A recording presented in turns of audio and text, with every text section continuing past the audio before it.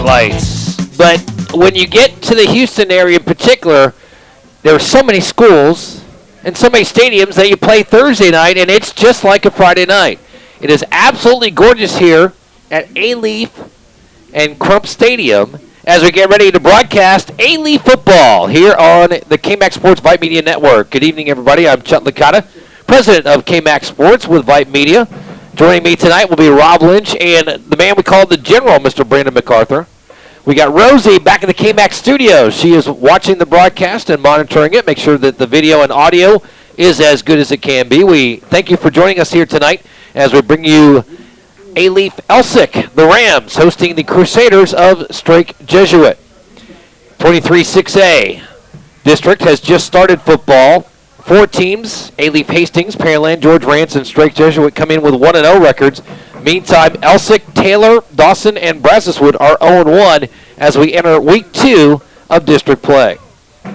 Once again, want to welcome in my color man, Mr. Rob Lynch, longtime friend, although he'd never admit that in public, and personally I don't blame him.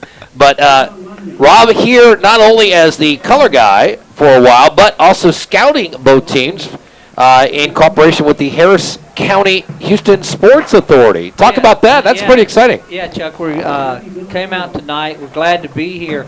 You know, you come out here to Leroy Crump Stadium here in A-Leaf. My dad had been around this area for a long time as a coach and athletic director, and to come over here to A-Leaf and the history behind this A-Leaf ISD, I mean, it's just such an honor to be out here. Marcellus Bennett, Michael Bennett, you have Pat Combs, who's from this district, played for the USA Olympic team, first-round draft pick. You got Donovan Greer. Currently, you have Duke Ejiofor playing for the Houston Texans, and basketball player Rashad Lewis. So let me tell you something. There's been some incredible things go on here in this A-Leaf ISD. And then we get to see Strake Jesuit tonight, and we're really, really looking forward to this. The Harris County Sports Authority last year started something that was probably one of the neatest things in any major city. Patty Smith with Harris County Sports Authority started the Houston Sports Hall of Fame, and it was the first 3 people to go in were the 34s, and that would be Akeem Olajuwon, Earl Campbell, and Nolan Ryan. And along with that Hall of Fame, there was awards that were presented: Executive of the Year, Coach of the Year, Fan of the Year, and several different ones. But one of those awards was High School Player of the Year. Now, that doesn't have to be a football player. That could be a volleyball player. That could be a track person, or that could be a football player. Last year it was Grant Gunnell from St. Pius. But we're out here tonight seeing if, well, we know there's some kids out here on both sides of the ball that we're really interested in and watching, and could very easily be awarded in February, that High School Player of the Year. Now, of course, we came out here in cooperation with KMAX Sports and Vype Media, doing some what we call ambassador broadcasts to make everybody aware of what we can do on the broadcasting side, and what a thrill it is to have you here, because not only will you provide some insight in the first half, but also to have you up here scouting players, and again, it's no matter what we do, whether it's Brandon, producing or being QA, whether it's me doing ambassador games, working with Merle, working with Rosie, whatever, and you out scouting hundreds of football games during the season, and hundreds of other sports as well. It's all about the kids. Oh, it really is. It gives them an opportunity to shine on the big screen. If they have a grandmother or an uncle or something in Iowa, you got Gary Kubiak back in Denver. His son is coaching for Strake Jesuit Clay, and I understand that Rhonda, his mom, is here in the stands tonight. So if Gary Kubiak's listening and watching in Denver, hey, we're pulling for old Clay over there. Absolutely. And if he is watching, hey, happy to have you with us, for sure. All right, we are ready for the Rams as they come out of the tunnel. Rams coming in 0-4 overall, 0-1 in district play. And their head coach, Eric Sardinia, they are hoping to turn their fortunes around. We'll turn the crowd mic down a little bit. There we go. And Rob, when you're 0-1 in district and 0-4 overall, who do you look to for inspiration to kind of turn things around? You look to each other. That's the biggest thing. If the guys can't do it together, there's nothing the coach can say There's nothing that their parents can say. You have to do it as a unit, and you have to have one or two bell cows that say, guys, we got to get this thing fixed and turned around. And that's the only way you can do it as a unit. You look at the great Yankee teams, that was all done with each other, and that's the way you have to turn something around. Well, we have the Rams on the near side. We've got the Crusaders on the far side, and we're going to turn it over to Craig Eichhorn, the PA announcer, as he gets us ready for the national anthem. Class 2 Air Force Junior will compete with the colors, followed by our national anthem. Colors tonight. United States flag carried by Cadet Staff Sergeant Cruz. Texas flag, Cadet Captain Reba. Your left rifle, Cadet Staff Sergeant Paul Garner. And your right rifle, Cadet Second Lieutenant Camino.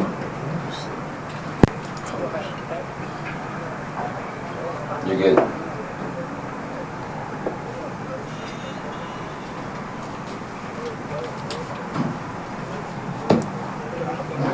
Get out. No. It's right there, too.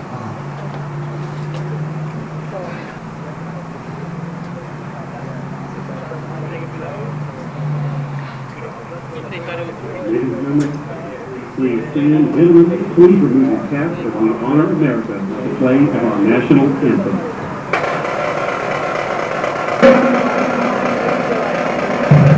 Just set it up a little. There you go. Perfect, right there. That's 9, right? That's slower down below, too. It's good right there. No, you're good right there. What I'm telling you is as you look at the game. Gotcha.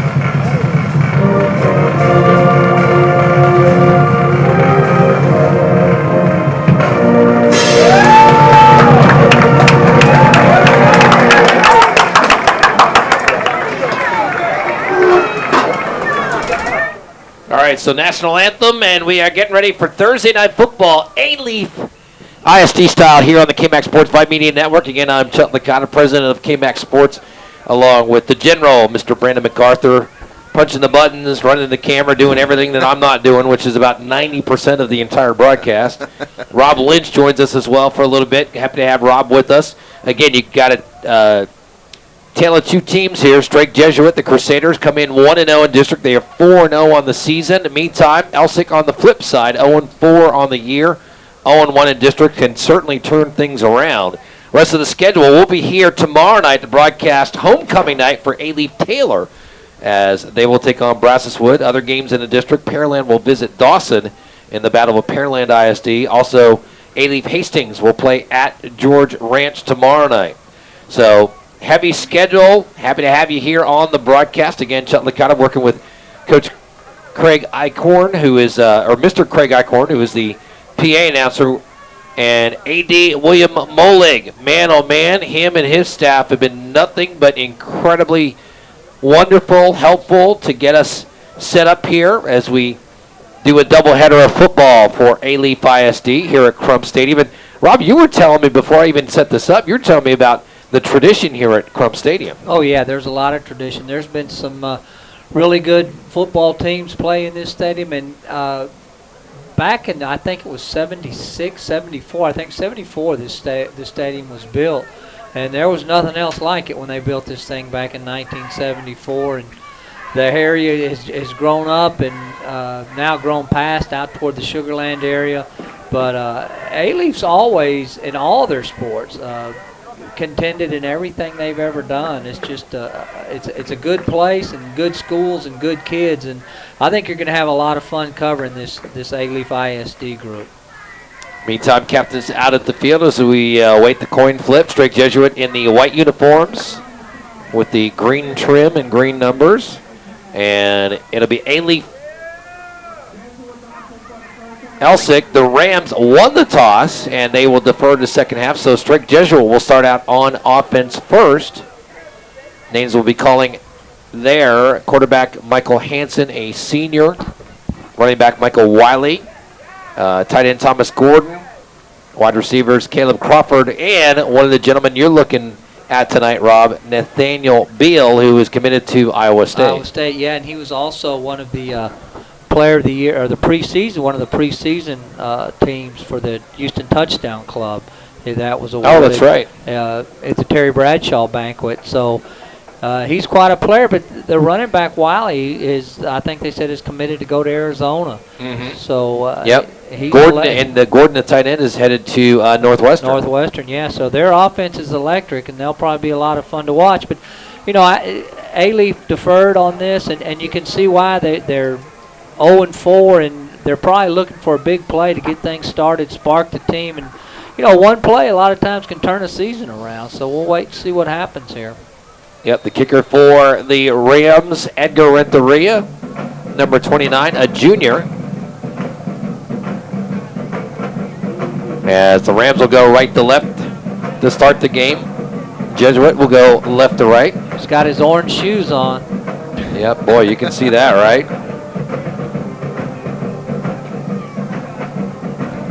Kickoff. Boy, they work, too, don't they? Yeah, no kidding. Wow.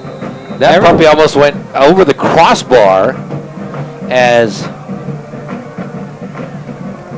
Dylan Campbell, the junior running back, all he could do was watch it go over his head and out of the end zone. So it'll be 1st and 10 at the 25. Strake Jesuit.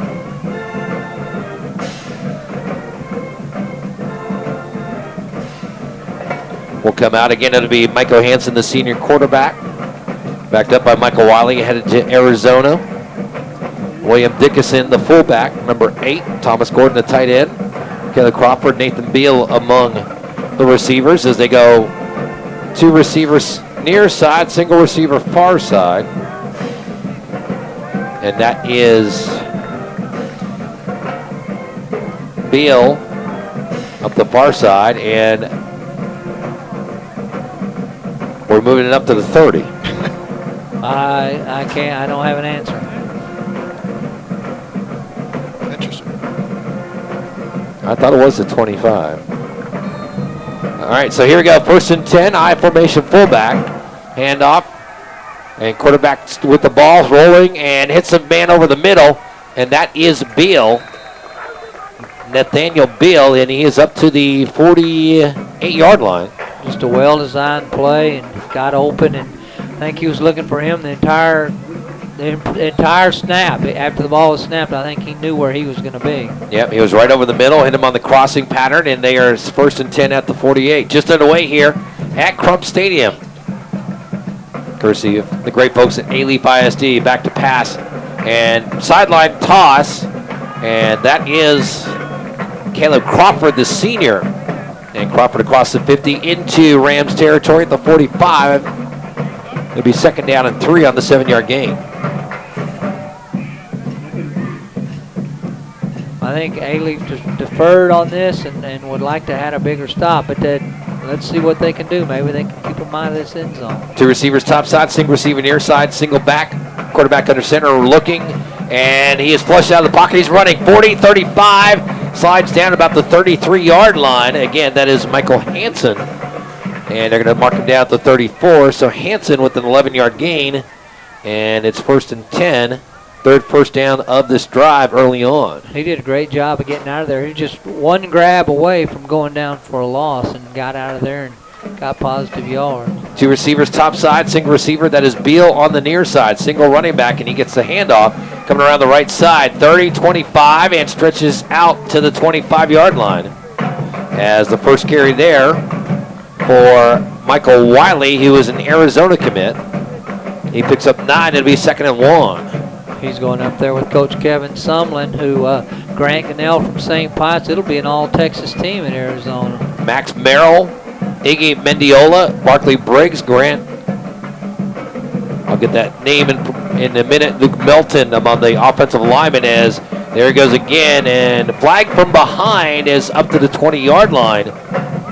Goes Wiley. We're probably going to get a holding penalty from where that flag was thrown. It's a 5-yard gain, but penalty is going to bring it back. I didn't see the penalty, but usually where that flag was thrown, that's what it's going to be. Grant Bordelon is the other offensive lineman for Strake Jesuit that we tried to get the name. So back to the 35-yard line. So wipe out the 5-yard gain. It'll be now 2nd and 11 at the 35-yard line. Thanks to Rosie back in the KMAX studios. Rosie making sure we're on and looking and sounding as good as we can. They got twins top side, single running back, and pick the handoff. Rolling and throwing down the sideline, and one receiver covered by 2 men, and it's incomplete. Make it 3rd and 11 at the 35-yard line. Got the Rams coach, offensive, defensive coach right next to us. It's always fun to I know, right? to listen to those guys talk to their counterparts down on the. D'Angelo Williams back there for the Rams, as well as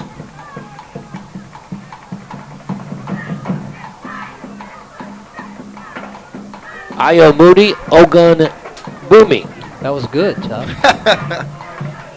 Took me a little bit to kind of take a pause. Meantime, they go 3 receivers and handoff instead up the middle to the 30. Forward progress to the 29-yard line. That is Wiley, the running back.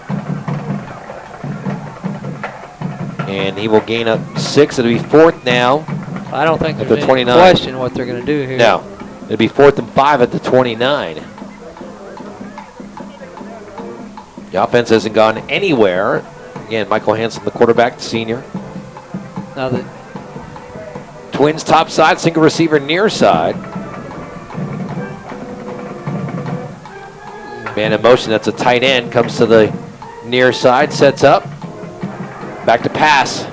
Rolling right, and he's going to run it. And he's going to have first down and more as he's crossed the 20, 15, 10, and slides down the 10-yard line. And Michael Hansen. Boy, what a great read on that one. We've got another penalty. I think this one's coming back, too. Oh, wow. Didn't see the flag in, and it's a holding, and it's going to come back. Wow, got down to the 10-yard line. A 19-yard gain on 4th and 5, but it's coming back. Great job by the quarterback. All his receivers were covered. He looked downfield and saw about 20 yards and took off, but that's going to be all for naught. And they may punt this time, Chuck. Yep, they're sending out another unit. You know, this is a big stop. If they do punt here and get the ball back, this is a big stop for the Rams. Huge for the Rams for sure.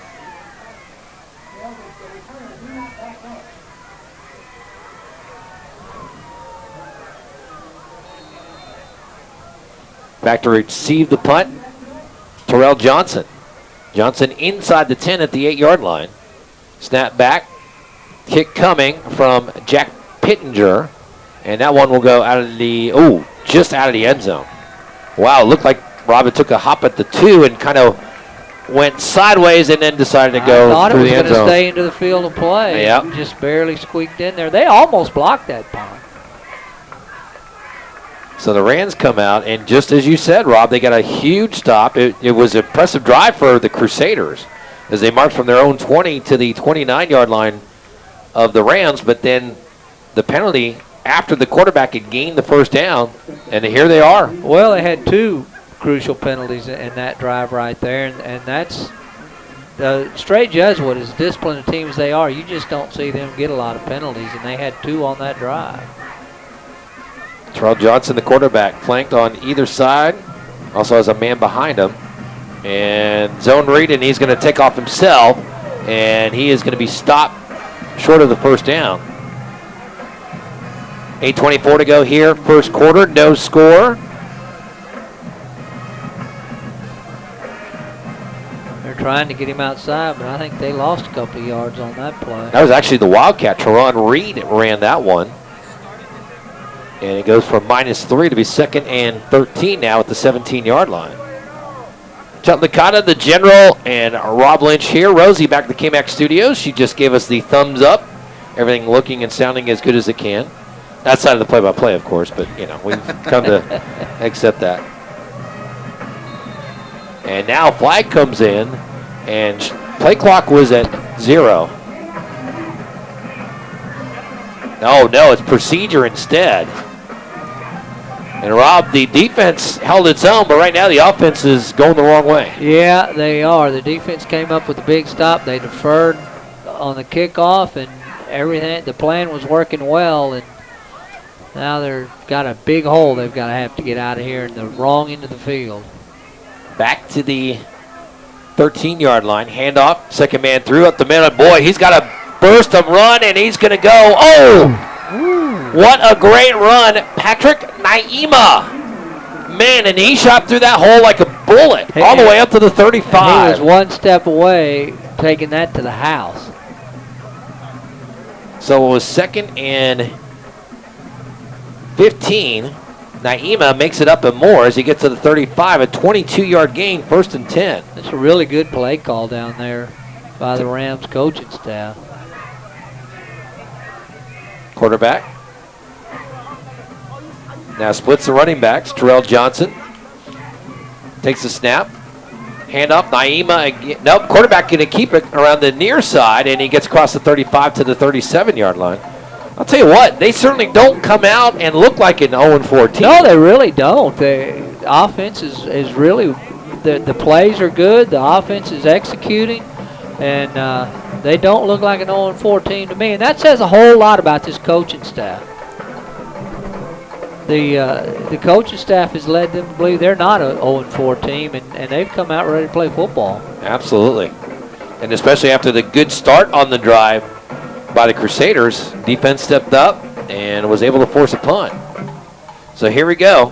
Again, another formation. Man in motion coming near side.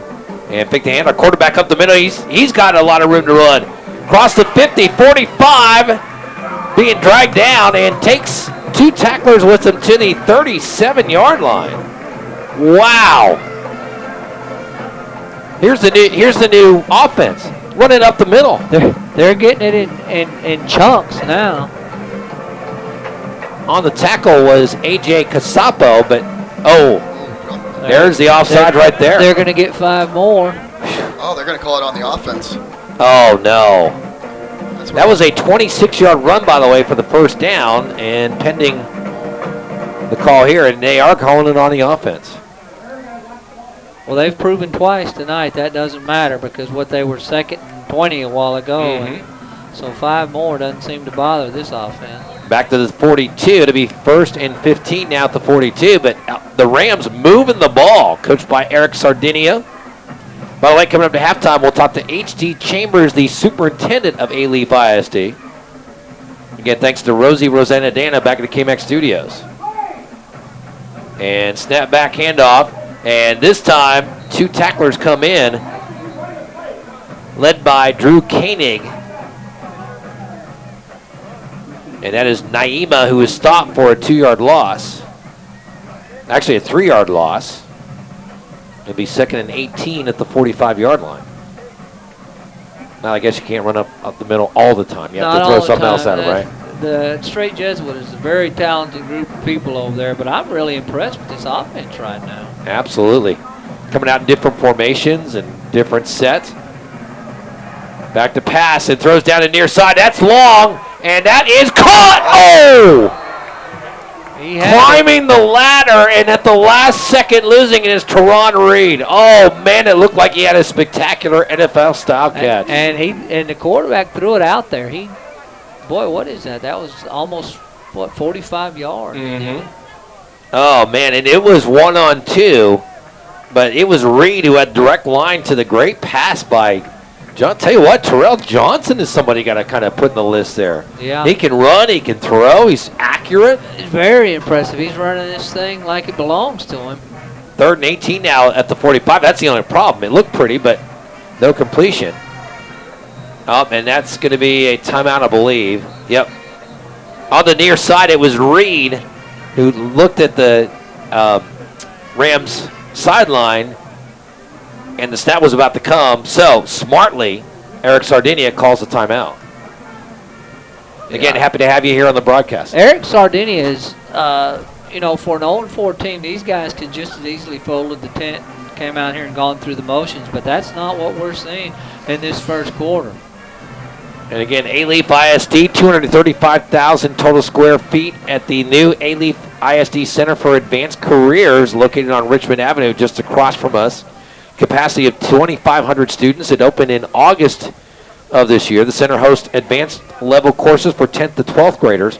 All first level courses, principals will be housed in the 3 main campuses. We have got so much to tell you about A-Leaf ISD. And again, we are proud to have coming up with us at halftime, we will have the head man himself, the superintendent of A-Leaf ISD, H.D. Chambers, joining us at halftime to talk about everything that goes on here at the Chuck, district. I think we heard a while ago that H.D. Chambers is a former football coach himself.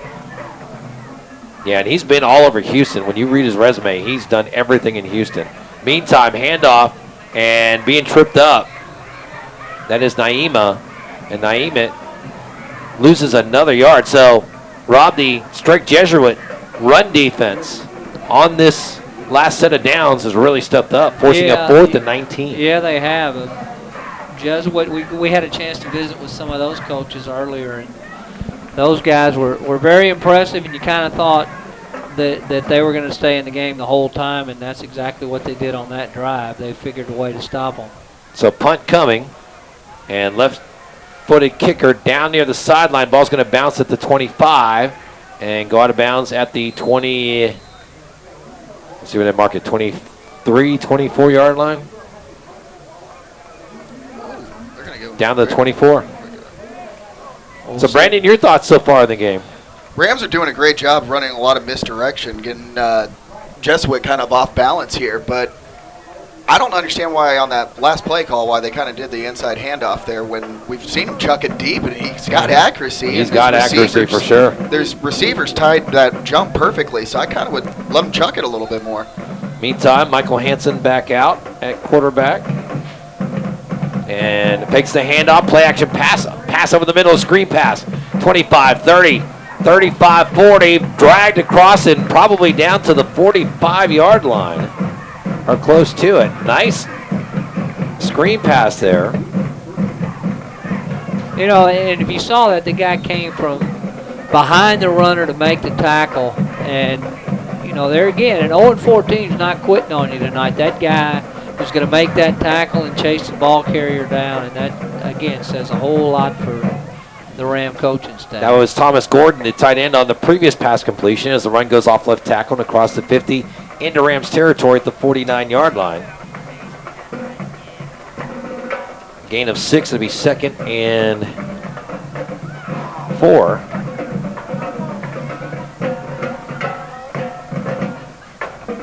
Michael Wiley with the gain of 6, 2nd and 4.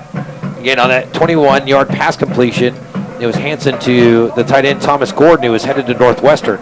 Meantime, and up the middle at first down and more goes Michael Wiley down to the 42-yard line.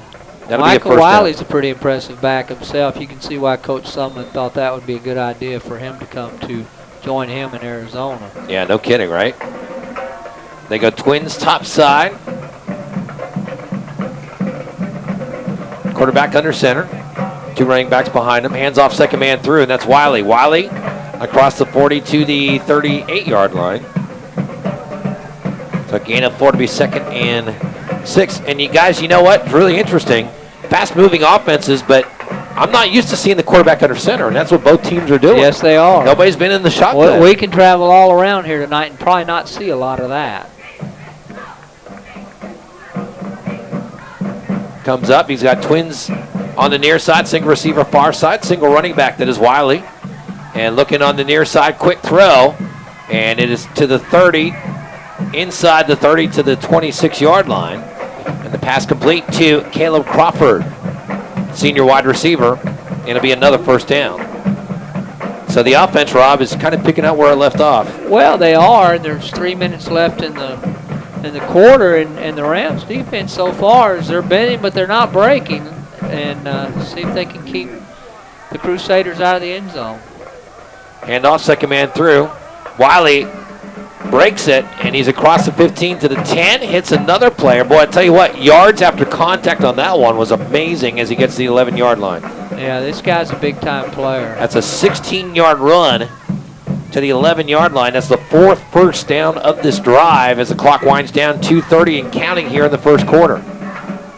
No points on the board yet, but the Crusaders are threatening the ball now at the 12-yard line. And they can still get a first down without making a touchdown.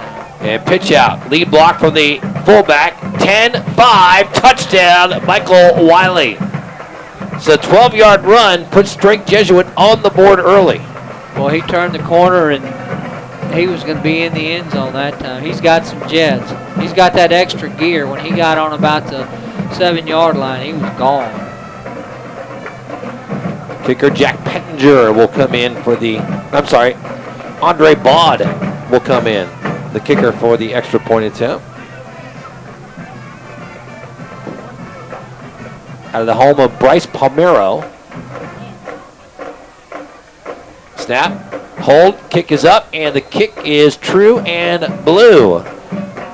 So 2:18 to go here in the first quarter, and Strake Jesuit takes a 7-0 lead. Rob, give us a little more information about the Harris County Houston Sports Authority. Yeah, well, the Harris County Sports Authority, that's who owns all the stadiums here in Houston. The Dynamo play, the Astros play. But they do so much more than that. And this award, the awards program that Patty Smith has put together, has really turned. I mean, it's an SB type award. There's a red carpet when you come in. Actually, it was a blue carpet for Powerade this year, and there's some of the people there. Earl Campbell, all the Astros were there. Jose Altuve, Carlos Correa, the Rockets were there. Keem Olajuwon came back for it. Oh, nice. Clyde Drexler was there. Everybody. Roger Clemens was there. Just about anybody in Houston sports that you can think of. George Foreman was there. And they'll all be back again, and that's why I think a high school kid being able to participate in an award like that is really a special event. And all those guys were so nice to the high school athletes that were there. It was just a great experience. It was a great experience for everyone. Kickoff coming after Strake Jesuit scores. And picked up at the 13-yard line. Cross up court, 20, 25, and down to the 27-yard line. That's where the Rams will start 1st and 10 on their second offensive drive. The Rams have some speed. If they can get one out there by himself, I do believe he can go the distance. Yeah, no question.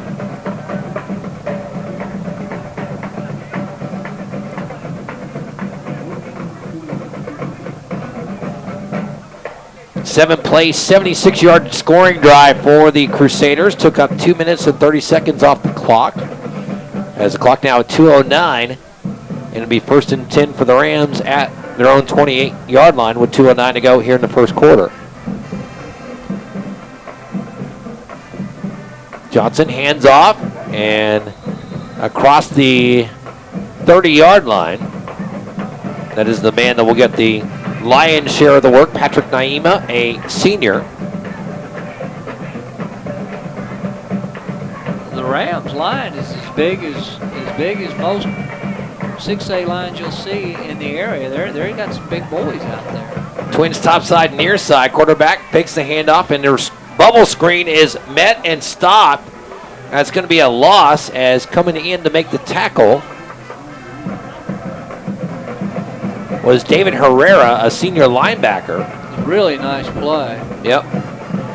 Tell you what, if he didn't make the tackle, I think Teron Reed was off to the races down the sideline. It was going to be a touchdown, but Loss of 2. It'll be 3rd and 8 at the 30.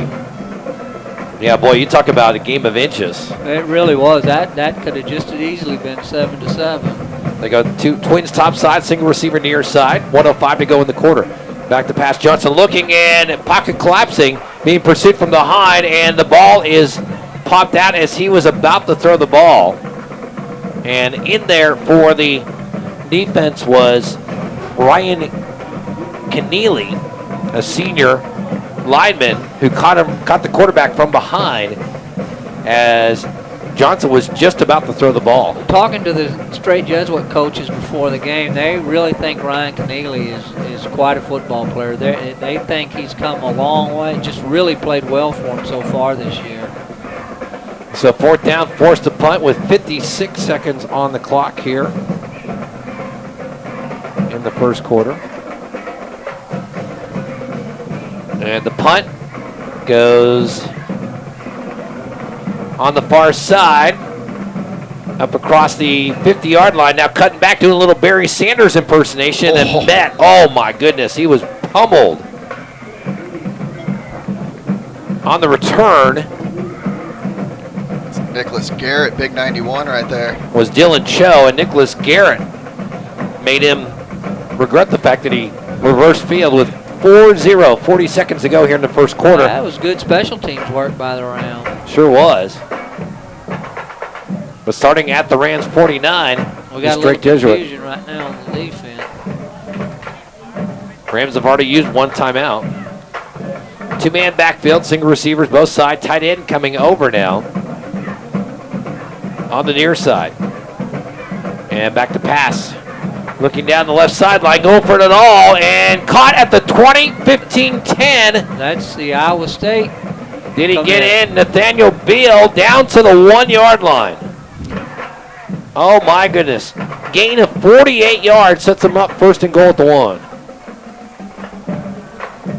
It's not hard to see why you'll be watching him on Saturday afternoons in the Big 12 Conference next year. Boy, and I'll tell you what, Iowa State, of all the teams in the Big 12, Iowa State is so happy to have him. I bet they are. Wow. First down, I formation backfield. Man in motion coming near side. That's Crawford. Now goes to the near side and fake it and looking to throw to the corner of the end zone and easily open in for the touchdown. Well designed and well executed. And that's the tight end that is headed to Northwestern, Thomas Gordon, for the touchdown. There are definitely some targets out there for the Strake Jesuit Crusaders. So how about a 2-play, 49-yard drive capped off by a 1-yard touchdown pass that was set up by a 48-yard pass? It was impressive. That last play was something I'm sure they practice every single day on the goal line, and it showed right there. Andre Bald, snap down, the kick is up, and the kick is good. So we are at the end of the first quarter. Last play of the first quarter was a touchdown pass, so a 2-play, 40-second drive that covers 49 yards. And again, just all around impressiveness as we go 14-0. We're going to take the break, and when we come back, we'll get you ready for the kickoff. You are watching A-Leaf ISD football here on the KMAX Sports Vype Network. Hey, have you liked us on Facebook yet? Whoa, stop right there. Well, why not? Search KMAXSports.com and like us now. From West Texas all the way to the bayou and all points in between. I saw miles and miles of Texas. This is the KMAX Sports Network, bringing your teams to you.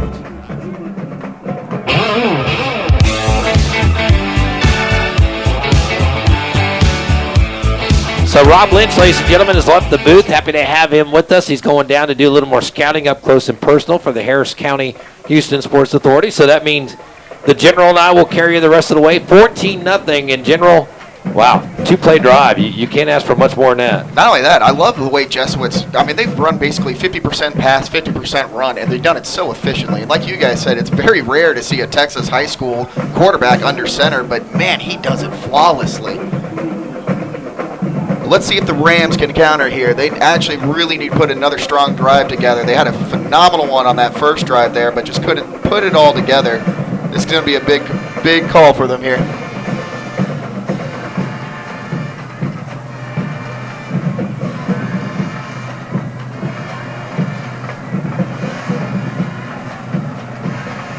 Meantime, kickoff coming. And back to the goal line and coming out. 10, 15, up to the 20-yard line. For ELSIK, that is Lionel Godden, a sophomore. Godden takes him to the 20, and that's where they will start first and 10. 11:51 to go here in the second quarter.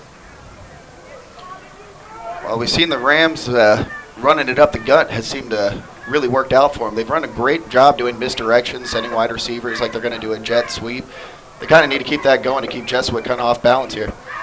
Yeah, I mean, they've had success on offense. In fact, their first drive, 1, 2, 3, 4, 5, 6, 7, 8, 9 plays. And they got 40 yards on that drive. So they can move the ball. Let's see what they do first and 10.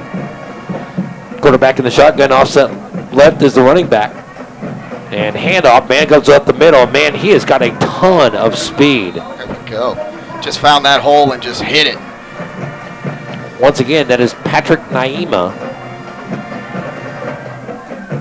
Naima close to a first down. They're going to mark him just short.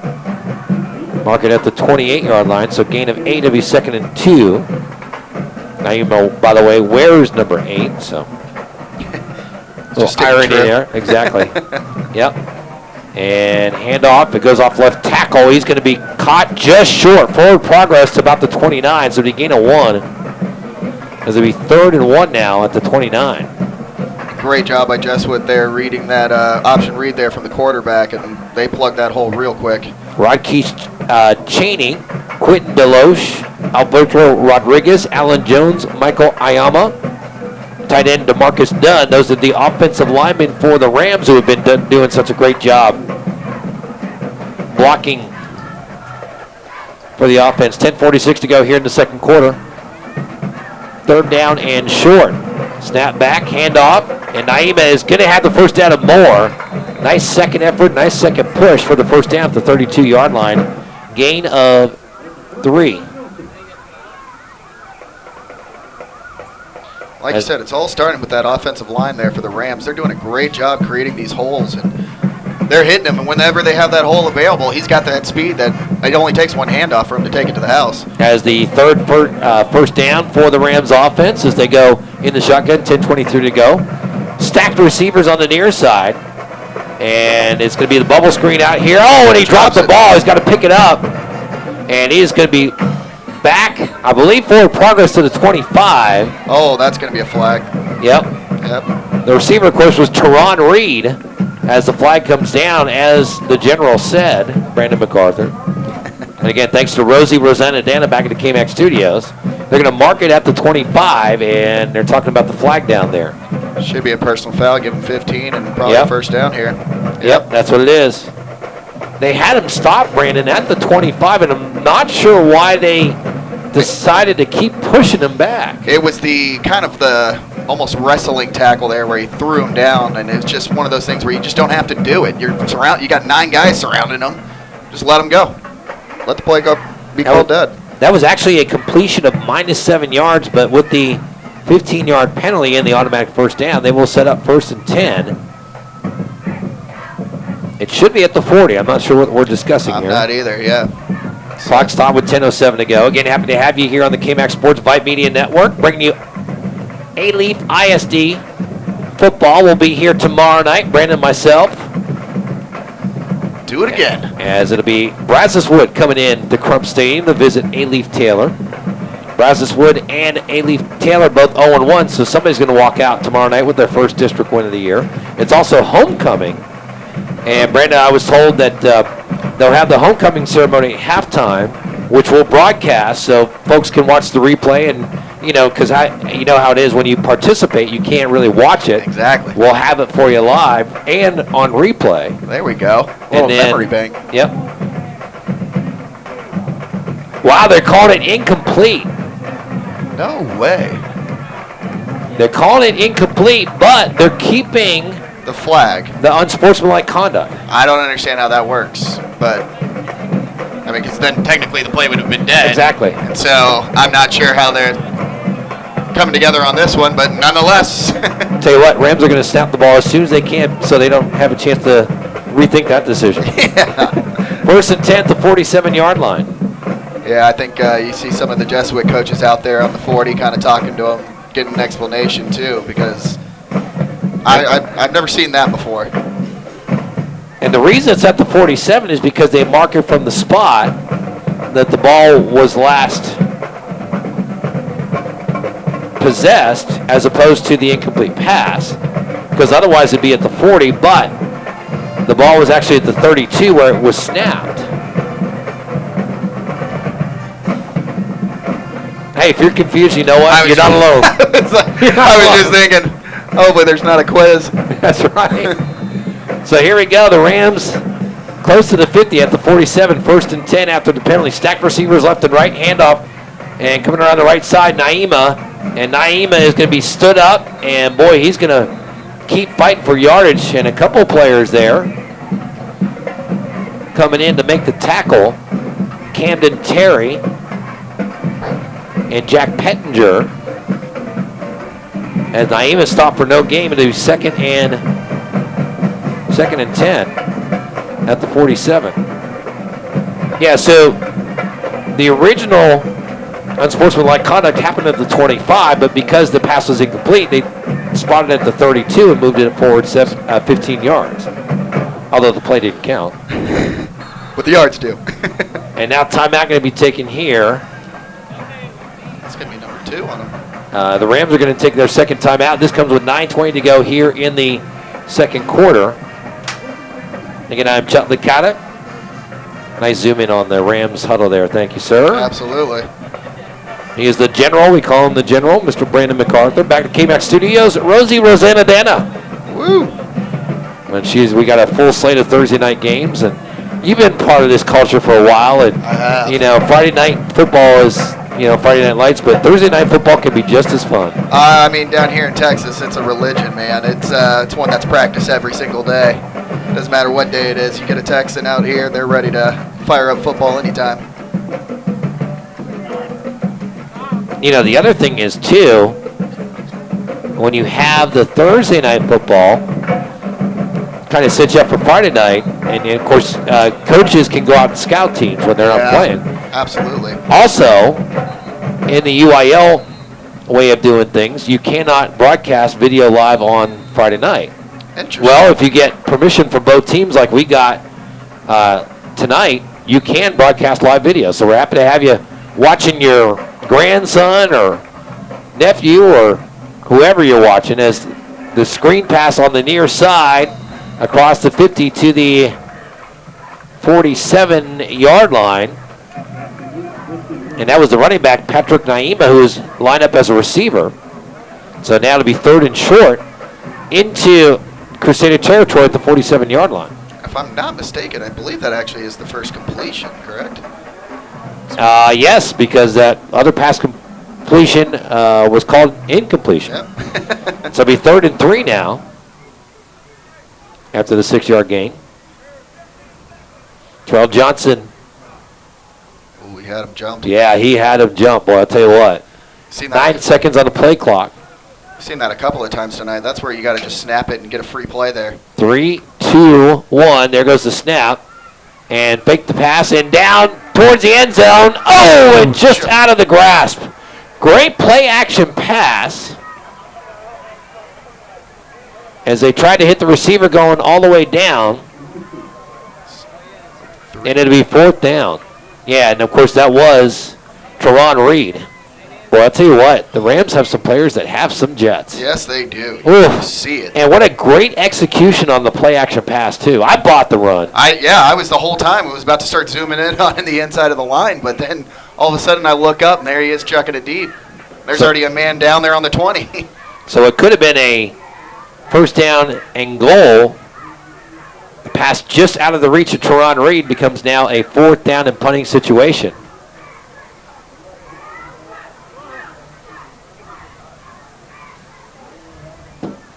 Snap back. Left-footed kick, and that one is not going to go very far. In fact, it hits the lineman's foot and down on the ball. Boy, the Crusaders are really lucky, as that was Jacob Syke, P-S-Y-K. The ball hit the foot of number 68, Jacob Syke, and fortunately he was smart enough to dive on the ball. That was almost that was a 2-yard punt. And it almost worked out for him. It was almost a 2-yard first down punt. Exactly. 8:11 to go on the second quarter clock. 1st and 10 for the Crusaders, who have scored on their last drive. And rolling, being pursued now, and a quick toss in the middle of the field, and nice catch. Wow. A backwards catch made there. That's the tight end headed to Northwestern, Thomas Gordon, for the first down inside Rams territory at the 33-yard line. To not only hang on to that as you're up in the air, but get hit in the back and still come down with possession, that's incredible right there. That's why he's going to a Big Ten school. So it'll be 1st and 10 at the 33-yard line. 21-yard pass.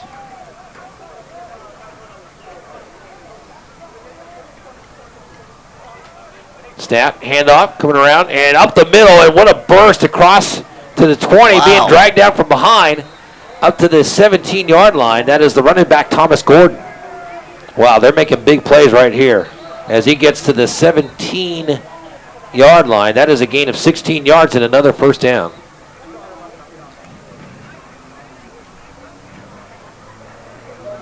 D'Angelo Williams, the linebacker for the Rams, just walking off a little gingerly.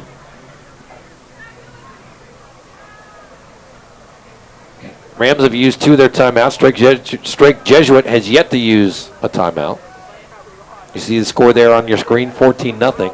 7:34 to go here in the second quarter. Coming up at halftime again, we'll talk to A-Leaf ISD Superintendent, Mr. H.D. Chambers, as they come out I formation. Michael Hansen at quarterback. Hands off, second man through. Up the middle to the 5, and in for the touchdown is Michael Wiley.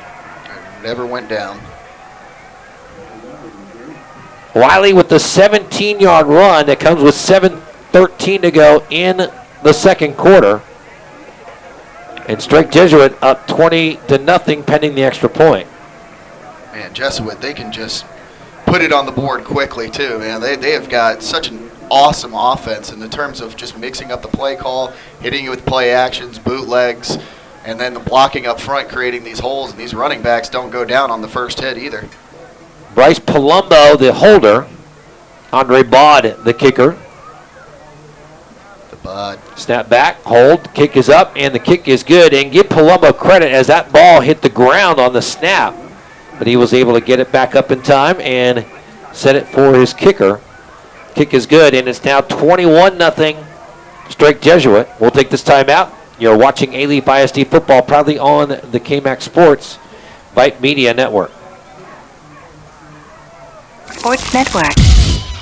1, 2, 3, hit! More coverage of your high school teams. Let's just say we keep it real. And you know this, man. This is the KMAX Sports Network. This is the KMAX Sports Network. And this is what we do. Looking left, throws into the end zone. Snap again. He hits the turf. And Delmar scoops it up. Cameron Wilkins corner on the end zone. 10, 5, touchdown. Let us broadcast your team. Send an email to Merle@KMAXSports.com or Chuck at KMAXSports.com to find out how. Side, he's got blockers in front of him. Touchdown. 5, touchdown. Yes, sir. It's what we do. And nobody does it better. We are KMAX Sports. Brandon, let's just call that a big play drive for the Crusaders. 3 plays. They covered 54 yards. It took under a minute, 58 seconds for the touchdown. I've never seen an air raid offense that goes from underneath the center, but boy, can they do it. No kidding, right? 7:13 to go. Strike Jesuit on top now, 21-0. And their previous drive, as you had mentioned during the break, 2 plays, 49 yards. So in 5 plays, they've got 14 points as the kick back to the 5. Up to the 10, 15, 20. Has a hole, 25-30. Oh. Wow. How about that return? That's what you need if you're the Rams. You need something to kind of get the sideline going, get everybody up. You're down 21. You've had 2 decent offensive drives here, and what you need is a big return to kind of get the juices flowing. And Lionel Golden again, the sophomore, sets him up at the 35. 1st and 10, 7:04 to go. So let's see if the Rams can put together a nice sustained drive. They've shown offense, Brandon, and what we loved about it, they come out in different sets. You really don't know what's coming at Exactly. They're sending guys in motion consistently. Last drive, they were basically in the shotgun the entire time. In the first drive, they were underneath the center. Now they're kind of mixing it up with different formations, stacking the backs. Yep, they're in the shotgun this time, and handoff. And across the 35, up to the 40. Nice second effort there. Across the 40 to the 41, that is Patrick Naima. They're going to call back at the 40-yard line, so gain of 5 for Naima. It'll be 2nd and 5. Again, happy to have you here on the KMAX Sports Vype Media Network, and it looks like timeout, and this is Naima on the...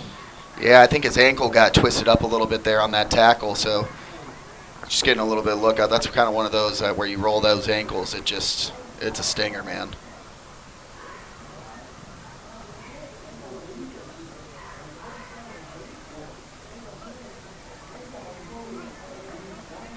You see the players kneeling. A couple of the other programs and certifications offered at the A-Leaf ISD Center for Advanced Careers. Welding qualifications, qualified to weld and take certification tests. Automotive tech, 4 automotive service excellence ASC certifications, 27,000 square feet area, host 18 bays, including 4 bays for quick lube, 1 for alignment, and 4 classrooms. And this is all in the A-Leaf ISD Center for Advanced Careers located on Richmond Avenue across from us. Again, we'll talk more with HD Chambers at halftime. Meantime, back to play and handoff across the 42, 43, and now it's going to be a rugby scrum. There we go. And that is Teron Reed on the run. 3rd and 1 here. Yep. Make it to the 44-yard line, so gain of 4 for Reed. It'll be 3rd and 1 at the 44. It was also nice to see Naima. He ran off the field on his own power there, so hopefully, like I said, it's just kind of a little stinger, and then he'll pop back out there. Yeah, I see them down there right now. They're just taping it up. At the Center for Advanced Careers, also construction tech, OSHA, OSHA certification, industrial robotics, part of that as well as they come 2 receivers near side, quarterback keeper up the middle. He's got the first down and more. Across to the 47-yard line goes the quarterback Terrell Johnson, who, boy, we've seen jets out of him too. I mean, all around. They've got speed on the outside, they've got speed in the backfield, and they've even got speed under center. Gain of 4 to be 1st and 10 at the 48-yard line. I do Rouse football in the Austin area, Rouse High School football, and their offense kind of the same thing. They've got some plays. They're just not consistent enough to finish off drives. Exactly, to put it all kind of together. That's the one thing. You see teams like Oregon, you see even now the Kansas City Chiefs who have all that speed and just they're constantly mixing motions, and they're doing a good job with it. But like you said, once they put it all together, they're going to be a very dangerous squad. Absolutely. They've got some players for sure. Yeah, the talent's there. It's just one of those things, just executing. That's the difficult part. And this is one of the things that will drive coaches nuts when your offense seems to be gaining some momentum. Penalty flag for motion on the offense sends it back 5 yards. It'll be 1st and 15 now at the 43-yard line. Clock running, 5:06 to go. Rams down 21-0. Boy, would love to put something on the scoreboard before halftime. Yeah, exactly. Go in there, give yourself, and especially since they deferred, they'll get the ball back in the second half. 3 receivers on the near side. And bubble screen comes across, and he's off to the races. 40, 35, 30, 25, 20. Oh, and tackle from behind. Great run and catch there by Desmond Teeler. Caught finally on the sideline by Camden Terry. A touchdown saving tackle for Terry. Here we go. Rams hurrying it up. I like this play call right here. Be aggressive after a big play. To the 15-yard line. And that's Reed around the left side. He's got room to run. 10-5 to the corner. Touchdown! And just as we said, how about some momentum for the Rams? They come through 2 big plays, and you see the celebration in the end zone there for the touchdown. Very well earned celebration right there, too. I love how they went to the hurry up, let him loose. He took it to that outside, and he was absolutely gone. And there we go. That's what we need to see from the Rams, is using that speed and just taking it to the house. And what a huge comeback with 4:30 left. Edgar Renteria. No, not the... I was going to say, great shortstop. NMLB shortstop is the kicker. His holder is Desmond Teeler. Snap back, hold down, the kick is up, and the kick is good. So 4:30 to go. And Rams on the board, 21-7. We'll tell you about the drive as you see the flag bearers there. Back after this. A-Leaf ISD football on the KMAX Sports Vype Media Network. Back after this. KMAX Sports Network. 1, 2, 3. More coverage of your high school teams. Let's just say we keep it real. And you know this, man. This is the KMAX Sports Network. This is the KMAX Sports Network. And this is what we do. Looking left, throws into the end. Snap again. He hits the turf. And Devon scoops it up. Cameron Wilkins Corner on the end zone. 10, 5, touchdown. Let us broadcast your team. Send an email to merle@kmaxsports.com or chuck@kmaxsports.com to find out how. Side, he's got blockers in front of him. Touchdown. 5, touchdown. Yes, sir. It's what we do, and nobody does it better. We are KMAX Sports.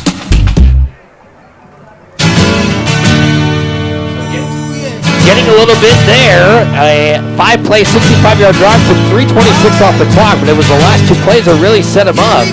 The Rams scoring on that drive. Extra point good. They're down 21-7 now with 4:30 to go. And let's see if the Rams defense can ride the wave of momentum after their offense goes 5 plays, 65-yard drives, but 57 of that on the last 2 plays. Kickoff comes, and it's a Pooch kick in the middle, taking it to 35. Oh, my goodness. And the flag comes in. Oh, man. On the hit there was Tanner Howard. I don't know if they're going to say it was leading with the helmet, but it looked clean from here. But It certainly did. Can't penalize just a big hit. Yeah, I'm trying to see if they're giving any kind of... Yeah. Corleen Jolbert was the receiver who took the ball, ran up 3 yards, and then it got slammed. And they're going to give the personal foul on the hit there and move it Wow. up 15 more yards. So the Pooch kick now kind of putting them into right near the 50-yard line. Xavier Howard had a great hit, and we thought it was legal. Of course, we're not down there, so Exactly. you know, it is what it is, but that'll put Strake Jesuit with 4:26 to go in the first half That's at the 50-yard line. That's one of those plays where the coach says, I'm going to rewatch that on the broadcast there to kind of double-check that hit. Yep. So 1st and 10 at the 50. Hanson hands off Wiley. Wiley around the right side. 50, 45, 40. What a cutback right there. Tell you what, I don't like to make comparisons, but as Harrison Uday on the tackle for the Rams, but I see a lot of Barry Sanders in him. I mean, the way Wiley makes that quick cut, and then he's still at full speed after the cut, that's incredible. I have a feeling we're going to see him scoring some touchdowns on Saturday for Arizona. After the 8-yard gain, it'll be 2nd and 2. Got the pass being pursued, and now throw to the near side, caught the 40.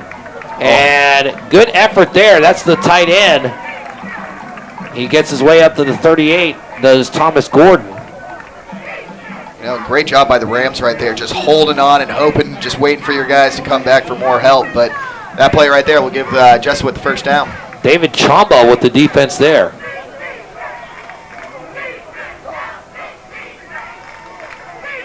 Gain of 6, gain of 8 rather, 1st and 10 at the 38-yard line. High formation backfield, man in motion going far side. That's Crawford. And that's going to be Wiley. Wiley up to the 35-yard line. Michael Wiley headed to Arizona University. You can always tell the power in a back, too, when after he gets hit, he still falls forward. And I haven't seen Wiley go backwards yet. 2nd and 6 at the 34. Say hello to KMAX Sports Director Merle Bertrand checking in. Oh, MB. MB. We're still licking our wounds after that Cubs loss, but good to hear. See ya. MB in the house. High formation backfield. Wiley gets it again. Man, I'll tell you what. As he is down to the 30-yard line, Wiley runs downhill. He is ahead of steam before he even gets the ball as he gets to the 30-yard line. Gain of 4.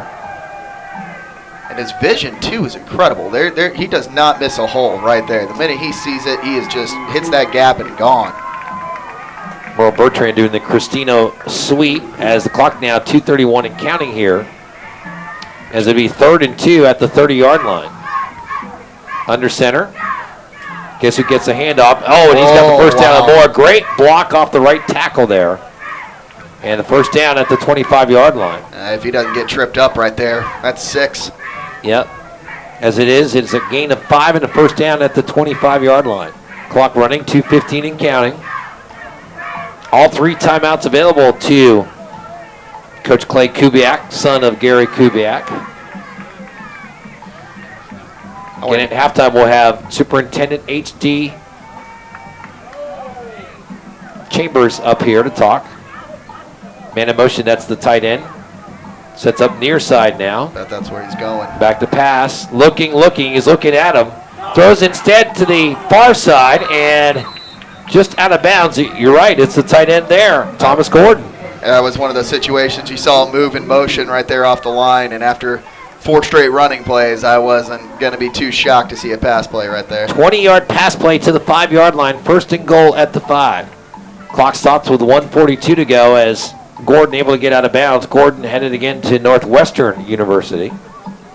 That's like Stanford. You hear that name, and you're a football player, and you got to be smart to get in. I was going to say, yeah, he's athletic and a nerd. I was a nerd. I just wasn't smart. Yeah, I couldn't even cover the journalism of the journalism school at Northwestern. Crawford in motion, sets up far side off the end of the line. Handoff, Wiley, and Wiley in for the touchdown. Man, I have a feeling we're going to be saying that a lot tonight, the way he runs the ball. No kidding, and that comes with 1:35 to go before halftime, so Strake Jesuit answers the touchdown by the Rams with one of their own. Makes it 27-7 pending the extra point.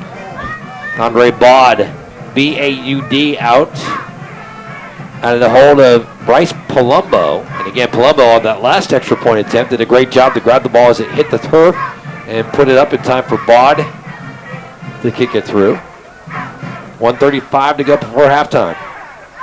Snap, hold, the kick is up, and the kick is flag. Good. Flag on the play. What are you calling there? Jumped a little early there on the end. He kind of came off. He was close to blocking it, and there was a reason why he jumped a little bit too quickly. So they'll deny it, and the extra point will be good. So 28-7 the score. And we are back after this break. You are watching proudly A-Leaf ISD football here on the KMAX Sports Vype Media Network.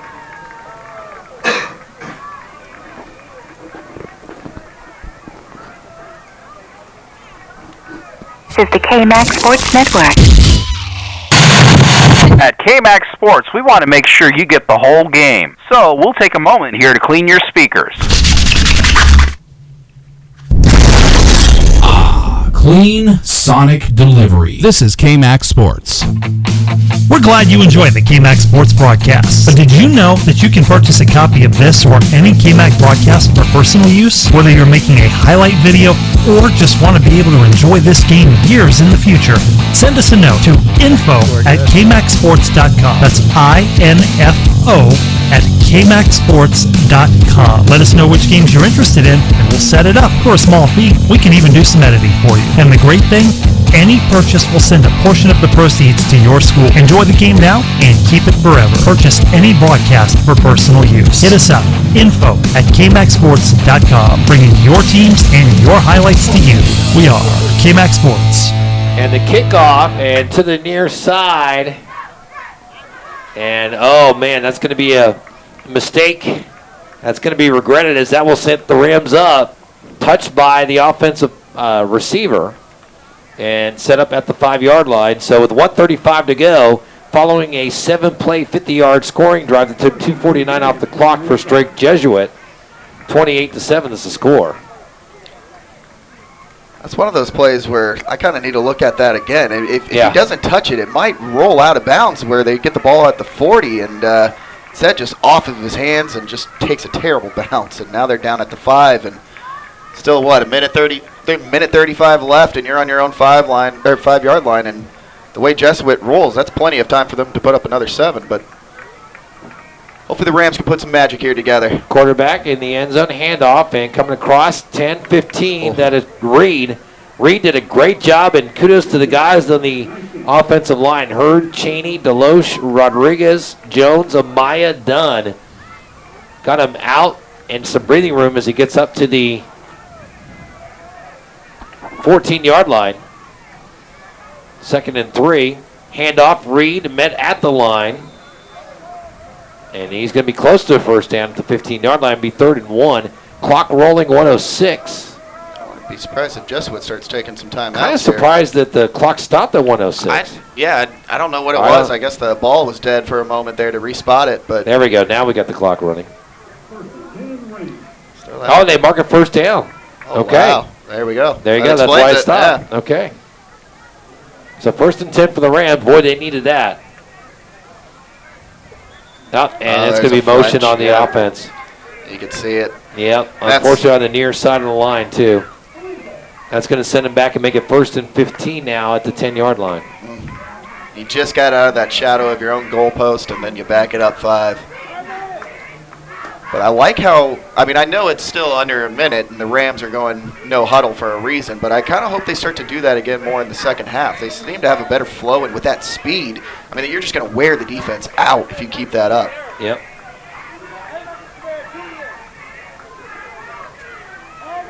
Teron Reed, normally a receiver, is in the backfield taking over for Patrick Naima, who is hurt, and boy, he shows some speed. Look at that. Throws him off. Bouncing off the tackler and gets across the 15 to the 18-yard line. Oh, man. And there's a flag. There's extracurricular after the play, and that's going to be against the Rams as well. You just can't have it. That's one where I have a feeling on practice he might be doing a little bit of running. Wow. 17 seconds on the clock. Clock stopped on the penalty. The Rams have been moving the ball every single play here. They just keep shooting themselves in the foot with penalties. Boy, that's going to be a big one right there. Rams do have 1 timeout left. Strake Jesuit with 3.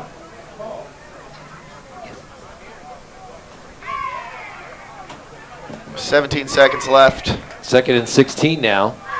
Ball inside the 10-yard line at the 9. Clock running 13, 12, 11, 10. Handoff. And going to be stopped there. And the good news is they're going to run out the clock here. So it'll be 28-7 halftime. We'll take this break. When we come back, we'll have HD Chambers on here at halftime. Back after this at halftime, 28-7 the score. You're watching the KMAX Sports Vype Media Network. This is the KMAX Sports Network. At KMAX Sports, we want to make sure you get the whole game. So we'll take a moment here to clean your speakers. Clean sonic delivery. This is KMAX Sports. We're glad you enjoyed the KMAX Sports broadcast. But did you know that you can purchase a copy of this or any KMAX broadcast for personal use? Whether you're making a highlight video or just want to be able to enjoy this game years in the future, send us a note to info@kmaxsports.com. That's info@kmaxsports.com. Let us know which games you're interested in, and we'll set it up for a small fee. We can even do some editing for you. And the great thing, any purchase will send a portion of the proceeds to your school. Enjoy the game now and keep it forever. Purchase any broadcast for personal use. Hit us up, info@kmaxsports.com, bringing your teams and your highlights to you. We are KMAX Sports. We hope you're enjoying tonight's broadcast. And while all of us at the KMAX Sports Network are huge football fans, we broadcast more than just football, you know. In fact, KMAX Sports proudly broadcasts volleyball, girls and boys basketball, softball, baseball, soccer, lacrosse, and more. For more information on how you can help KMAX Sports broadcast any of those sports, just reach out to chuck@kmaxsports.com or merle@kmaxsports.com or contact that Sports Booster Club directly. KMAX Sports will gladly work with you and the booster clubs to get that team's broadcasts on the air. And if you're a fan of the other team, well, we can broadcast your team's games too. We realize that, yes, even in Texas, there's more to life than just football. KMAX Sports, bringing your teams to you for 14 years.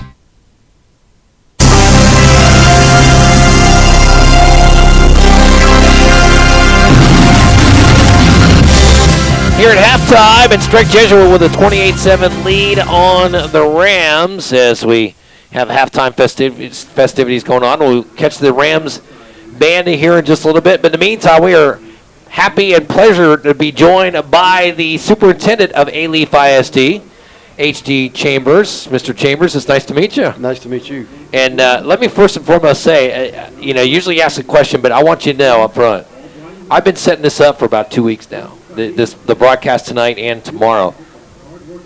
Everybody that I've been involved with, Coach Molig, I believe, Marlo, Craig right across the way there, everybody has gone above and beyond to make our life simple, to accommodate our testings, everything.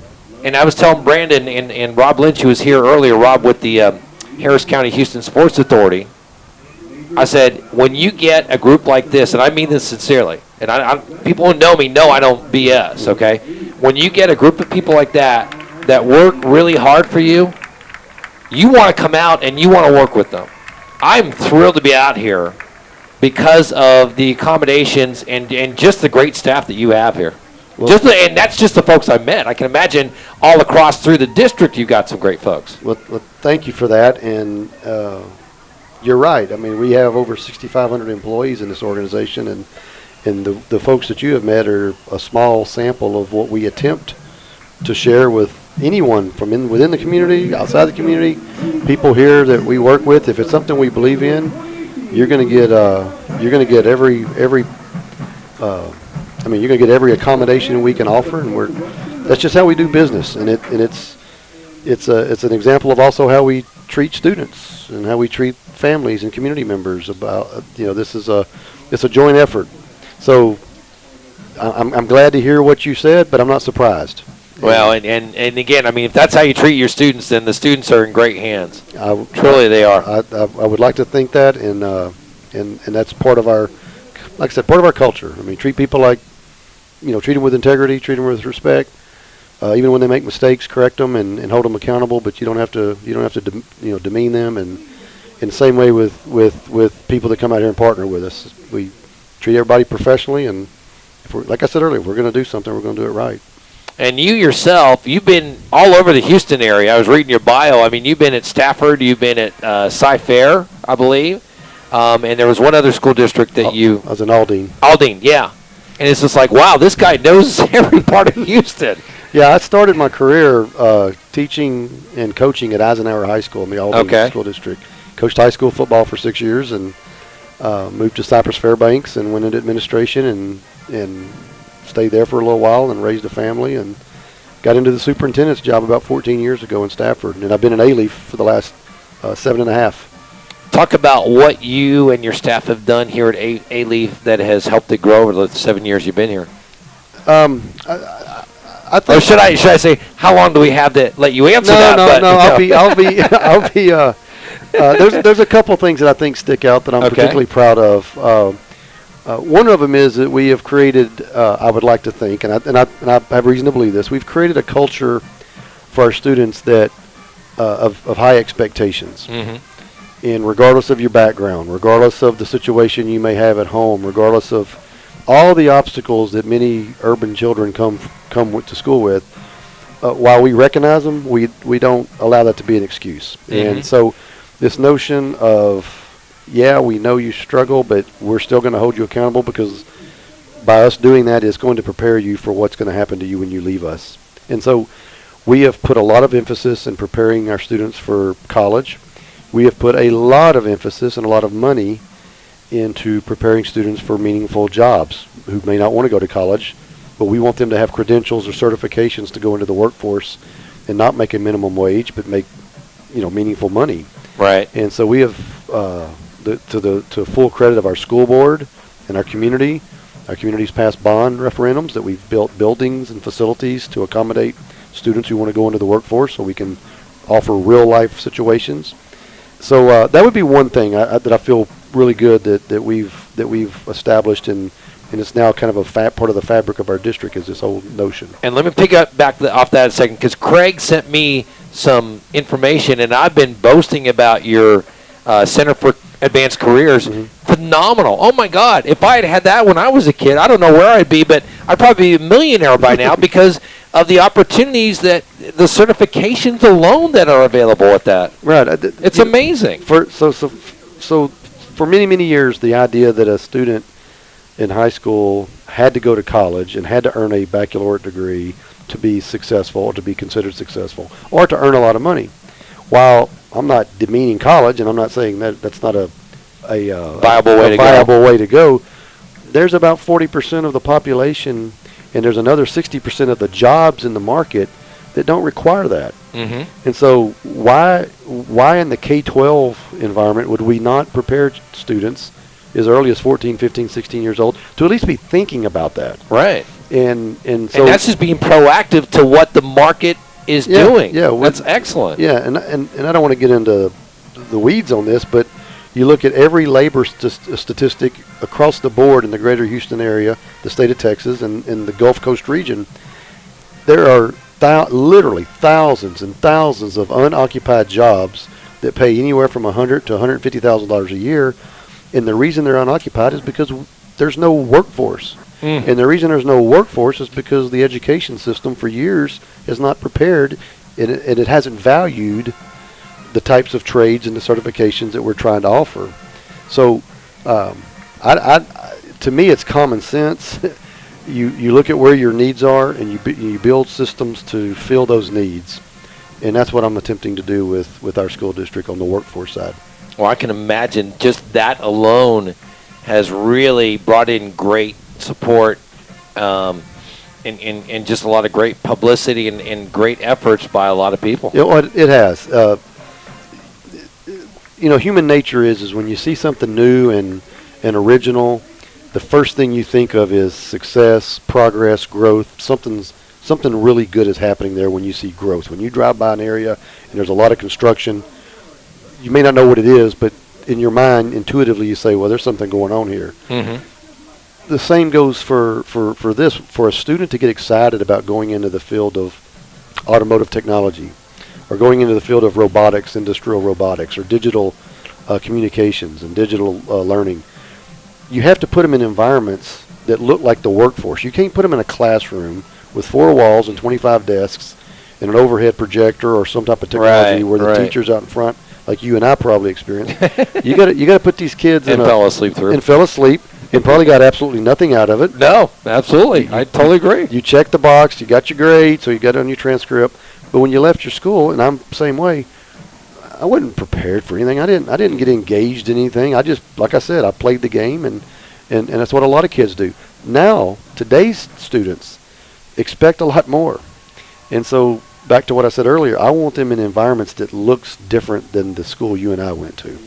I want them in environments that look more like what they're going to be aspiring to in the workforce. Mm-hmm. So with this facility, the Center for Advanced Careers, when you walk in there, it looks nothing like a school. It doesn't even look like a college. It looks like a office, a corporation with these little different sections of programs where kids are going into class, and they're going into labs, and we have a construction manufacturing program where we have literally, they've just finished, they're building tiny houses.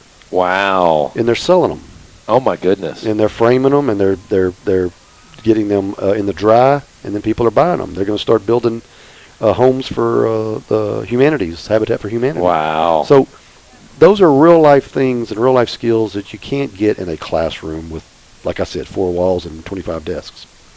Well, we're going to get your band on here at halftime, but give you a chance to wrap up your thoughts about the district. Any shout-outs that you want to give? You bet. Well, I guess the one thing I'd want to say is A-Leaf is a great school system, and I know I'm biased, but a little bit, just a little bit. But I have a reason to be. It's a great place to live. It's a great place to raise your family. It's a great place to go to school. The shout-outs, I want to particularly shout out our school board. They're elected officials. They don't get paid a dime. They put up with the same types of harassment, if you will, from community members who aren't happy about something. Right. They volunteer their services. No, that never happens. No, of course. Ann Williams is our board president. Rick Marino is our vice president. Lily Trong is our secretary. And then we have trustees, Natasha Butler, Darlene Bro, Jennifer Key, and John Wynn. Those 7 individuals do a great job, and I mean it. You know, there's a lot of situations where the superintendent board don't get along. This board gets it. This board, there's a reason I'm able to do what I'm able to do, and it's because of them allowing us to do this and supporting us, and where they can help, they help, and they don't get in the way, and they don't cause political problems like some do. Mm-hmm. So, you know, that's one group I'd like to recognize. The other group, and I don't know if you heard earlier, is our faith-based groups. We have a lot of churches. Mm-hmm. We're very international, and for people that are not familiar with A-Leaf or knew A-Leaf 25 years ago, we're not the A-Leaf of 25 years ago. My district has 95 different languages spoken in it. Wow. And I'm not exaggerating. Wow. 95. It's as international a district as there is in the United States of America. For us to be able to effectively work with these kids from other cultures who come to us every day from somewhere on planet Earth, I need help, and our churches and our faith-based groups are there to help. So our school board and our faith-based groups, I can't say enough about, and they allow us to do the great things that we're doing right now. And we all benefit from it. Congratulations on everything. Thank you for having me. Thank you for taking time to join us. What a pleasure to learn about A-Leaf ISD. Well, thank you very much. Appreciate y'all being here. All right, let's take you down to the field and get you the Rams band here on halftime. Done another 10 minutes at least. That is awesome. Congratulations on what you've accomplished. Thank you. What a pleasure. What a joy. It's a good place. And what was great was that I've done this kind of interview with a lot of folks. You were proud of what you were doing, but you weren't bragging about it. You were just kind of field level, just this is what we do, and this is what we try to do. We got our problems like everyone else does. We own them. I mean, I think that's a big difference. A lot of districts, and I wouldn't say this on air, but you know, changing demographics in the suburban districts that are. That's okay.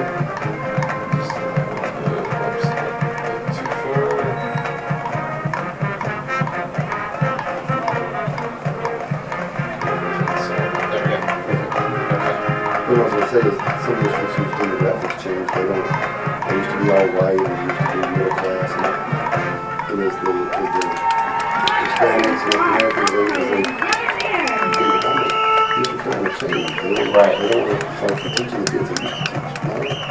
It's a little different. And you know, you really hit the nose, or hit the nail on the head. That's where the change has to come from. So that and superintendents, and a lot of times, like you said, that's where the friction starts in. You guys have figured it out. That's awesome. We got friction there. Everybody suffers. Everybody.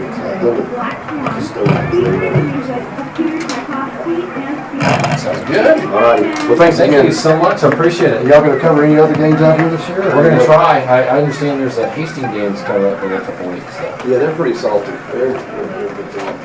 Yeah, we will definitely be in touch. Thank you so much. Thank you. Nice to meet you, Mr. Chambers.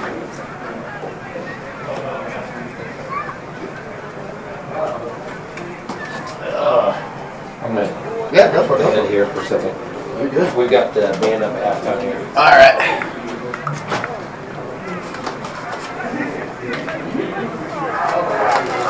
You need anything to eat? I'm golden, man. I appreciate you.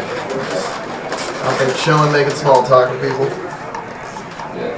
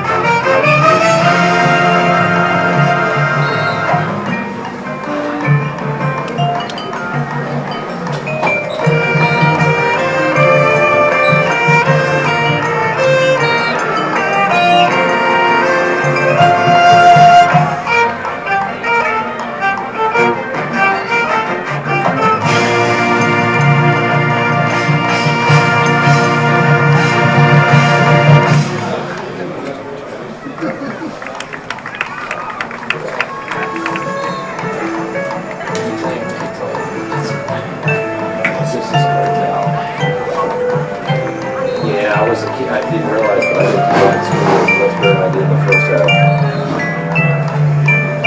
was trying to get drives and all that stuff, and then I was around. The scoreboard's like, If you need anything, you just tap me and point, and I can reach in there while you're doing stuff. I get locked in on the camera too much.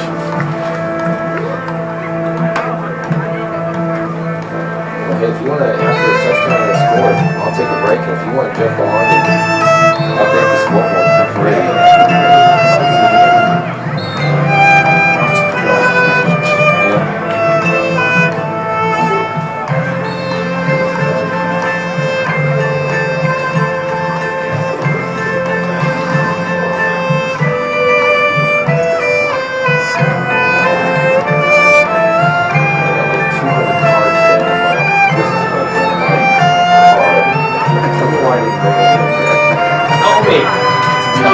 Cards, right? Yeah.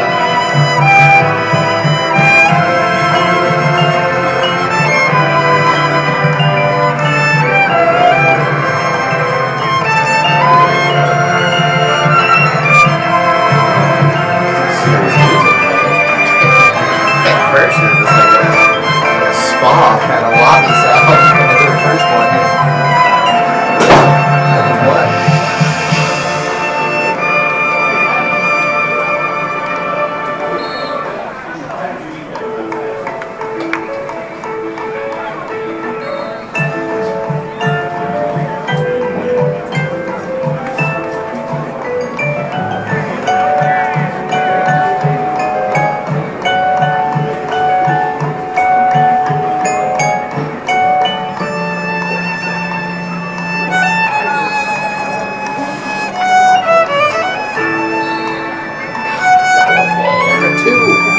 There you go, right?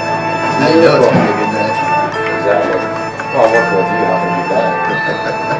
One of my buddies is watching, and he was like, is there a football game at this concert?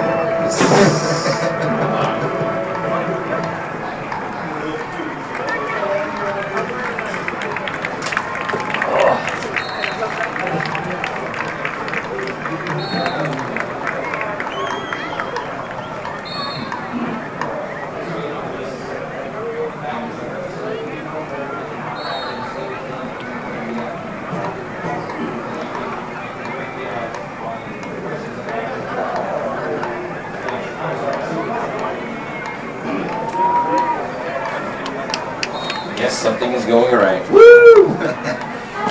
Oh, yeah, okay. Now I get a chance to sit and breathe. Right. That's 242. Is that all you got?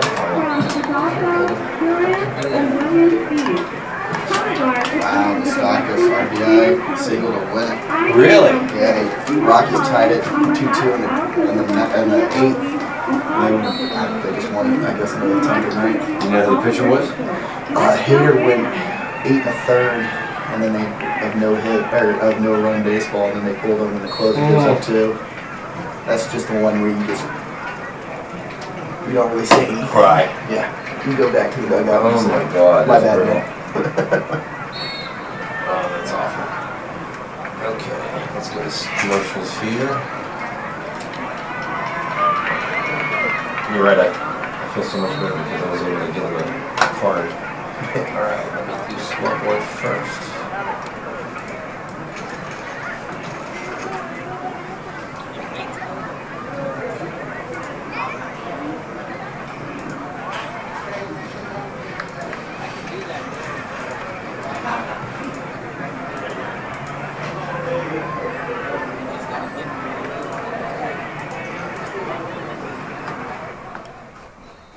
This is the KMAX Sports Network. We're glad you enjoy the KMAX Sports broadcast. But did you know that you can purchase a copy of this or any KMAX broadcast for personal use? Whether you're making a highlight video or just want to be able to enjoy this game years in the future, send us a note to info@kmaxsports.com. That's info@kmaxsports.com. Let us know which games you're interested in, and we'll set it up for a small fee. We can even do some editing for you. And the great thing, Any purchase will send a portion of the proceeds to your school. Enjoy the game now and keep it forever. Purchase any broadcast for personal use. Hit us up, info@kmaxsports.com, bringing your teams and your highlights to you. We are KMAX Sports. From West Texas all the way to the Bayou and all points in between. I saw miles and miles of Texas. This is the KMAX Sports Network, bringing your teams to you. Socialize with us. Yeah, man, I'll tell you what, that dang old internet, man, you just go on there and point and click. It's real easy, man. On Twitter @KMAX Sports or catch us on Facebook. Search KMAX Sports. Just another way KMAX Sports is bringing your teams to you.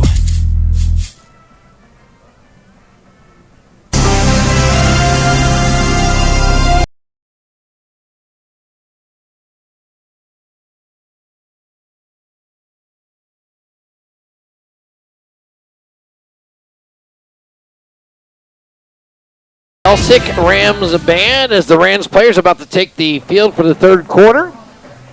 Welcome back as we bring you A-Leaf ISD football here on the KMAX Sports Vype Media Network.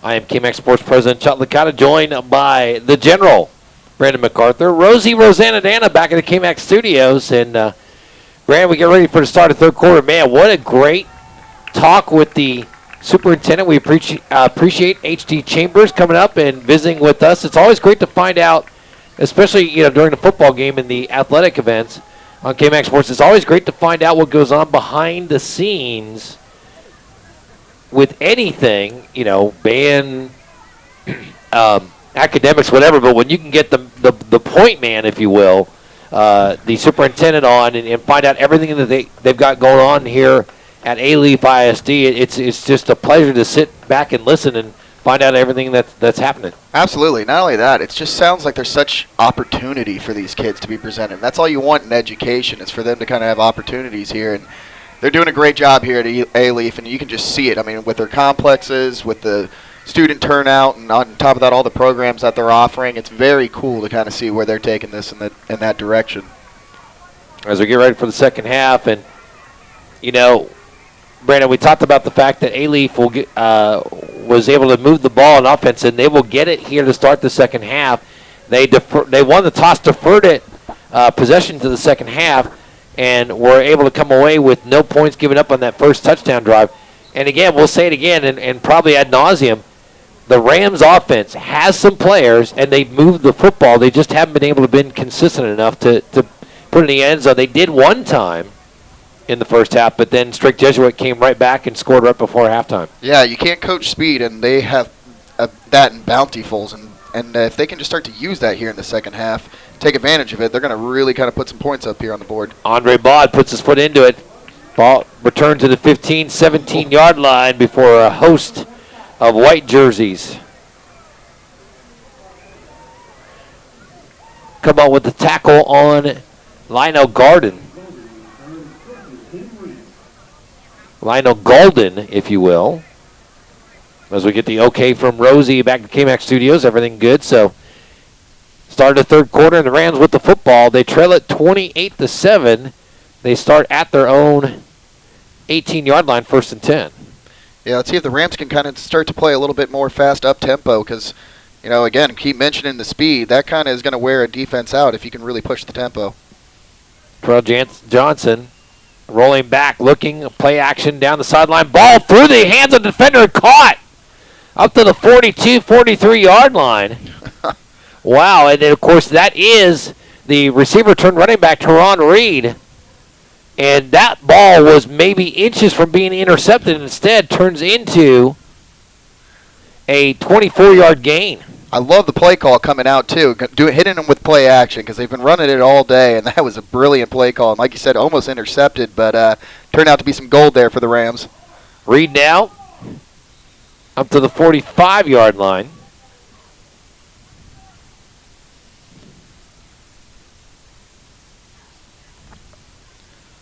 Nope, I apologize. I'm glad to see back is Patrick Naima. Yeah, Naima was running the ball, gained a 3, and now we have the officials talking about something with 11:19 to go in the third quarter. I'm Not sure exactly what they're chatting about here. I don't know if it's something they're setting with the chains or... Dude, what'd you do? I know. Yeah, right? Hopefully they didn't hear me.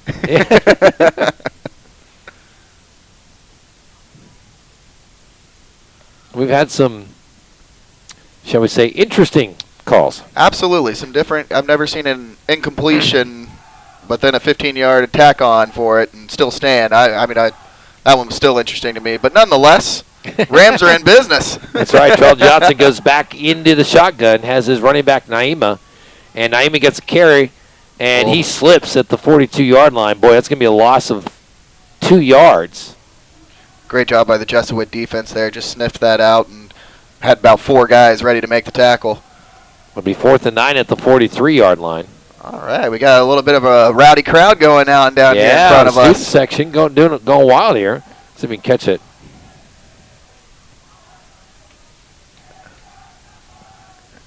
You can see them all hopping, singing. There you go. They're ready to go. Thursday Night Football. I don't know if they get Columbus Day off, but they're going to be ready for that long weekend. Meantime, Johnson to the sideline, and pass is complete. Yes, it is. And the pass complete to Desmond Teeler. And they're marking it. It should be a first down. I think they're going to call out the chains to measure. Yep, referee just called for a timeout there. Go ahead and put the camera at the student section. Yeah, let's get them going.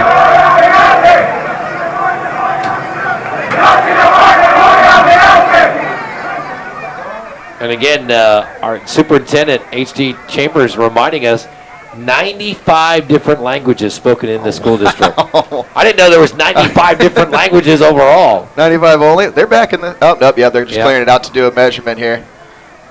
95 languages. That's pretty incredible. That's nuts, right? All right, that is... We Are the World, and they're right there all combined together.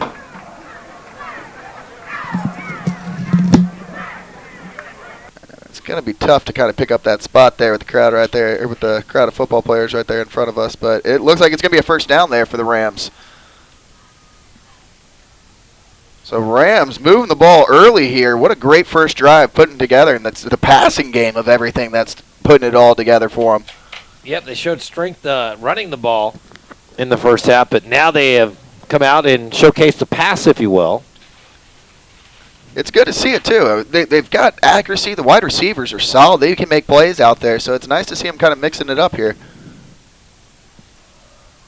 And again, the different formations and the different sets that they can throw at the defense on offense are incredible. And that's going to be a run off the left side, but this time Strake Jesuit, the Crusaders, not fooled at all, as that's going to be a very short gain.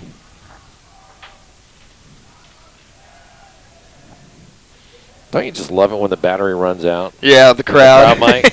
Yeah, right. The good news is it lasted for the Rams band. That was the most important thing. So we got the most important stuff down in there, and now the crowd's getting all singing and rowdy and loud, and then batteries die. Yeah. I blame them. Good timing. Yeah. Yeah. Good timing. We can live with that timing. Well, that's going to be second down here. Inside the 50 for the Rams. Gain of nothing on that last play. Oh, and that's going to be false start. False start on the Rams. Looked like they were just about to draw the Crusaders off sides, but then one of the linemen on the interior moved. And the Rams have been doing a good job of getting the Jesuit to jump. That defensive line has done that about 6 or 7 times tonight. They just need to capitalize on that and get a free snap and get a free play out of it and just chuck it deep. That's one of those, if you ever watch on Sunday, Aaron Rodgers, he is an absolute pro at doing that. And it's just anytime you can get a free play, take advantage. Yeah, absolutely. So in second and 10, it's going to be 2nd and 15 now. Ball across the 50 to the 48-yard line.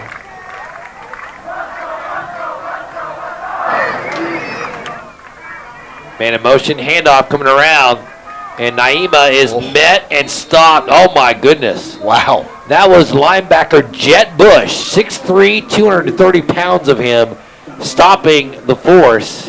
Patrick Naima. I think Naima felt all 200 and something pounds of him right there. I mean, that was running into a brick wall. It'll be 3rd and 12 as he was able to gain 3 on the play.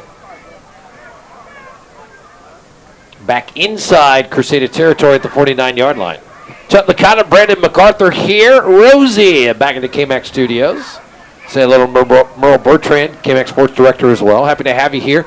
We've got more A-Leaf ISD football tomorrow where Brazos Wood taking on Taylor. And tune in for homecoming. Meantime, blitz on the outside. The quarterback's... Oh, wow, how did he get that pass off? Man. Oh, my goodness. Coming up from the left side was Daniel Cho, and there was nobody in front of him. And Terrell Johnson is down, and rightly so. He took a couple of hits. I could feel that one from here. My Lord. My question is, though, as fast as Cho was coming, how did he get that pass off? That was one of those things where it looked like they just hit him so hard and it just flew out from him. But it was that was one where it was amazing, like you said, to get that off. But hopefully he's walking off and he's on his own power there, so that's good to see. Yeah. If you're a Rams fan, you're happy first and foremost to see your quarterback's okay. Secondly, you're glad that he didn't take the sack. Exactly. Still presents a punting situation now on 4th and 12. Snap back, kick coming. D'Angelo Williams, the punter for the Rams. Ball bounces at the 25. Just let it keep going. Went forward and now bounces back, and it's going to be at the 26-yard line. That's a much better punt than the first one. That only went about 2 yards. So this one goes 24 yards. Sets up Strake Jesuit, who has scored on their last 2 possessions with 7:56 to go, 3rd quarter, at their own 26-yard line, 1st and 10. Yeah, I believe they just they got shut down that first drive, and I don't know if they've been shut down since, Jesuit. Either once or twice here, but it's been an offensive performance of just different play calls here, hitting it with the running back, hitting their tight end. They've been doing a phenomenal job. They have scored on their last 3 possessions as the swing pass comes out, 30, 35, 40. Down the sideline, 50, 45, 40. Gets a block, cuts it up left side, and across the 30 inside to the 27-yard line. Man, oh, man. I mean, they execute. That's the one That was thing a that you can swing see. pass. Yep. It was one of those, just roll out, let the linemen just kind of let all of them rush towards the quarterback and just dink it right out there to him. And he had nothing but green field ahead of him. Michael Wiley on the receiving end of a 49-yard pass sets him up 1st and 10 at the 25-yard line. Wiley now going to run it, and he is met at the line. Good job by the Rams defensive front to hold him to a 2-yard gain. That's the only way you're going to kind of stop them right now is to just be gang tackle. You need everybody there on this one for the defensive effort.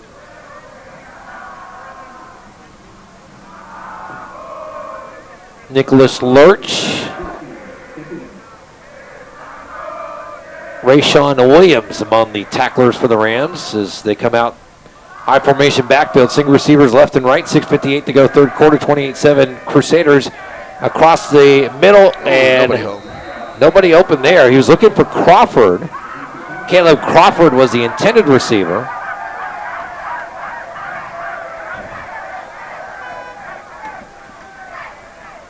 So now it'll be 3rd and 8 at the 23-yard line.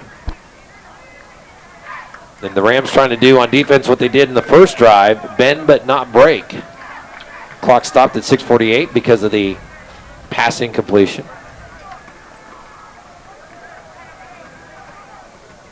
First time I've actually can kind of recall seeing him in the shotgun. Yep, it's one a few times. Back to pass, looking left. Floats it down the left corner and passes incomplete. That's one of those. He just got a little bit of gator arms right there. And if he stretches that out, I bet that ball will hit him in the hands. But, wow, what a pass. And great job by the Rams defense, just like you said. Bend, don't break.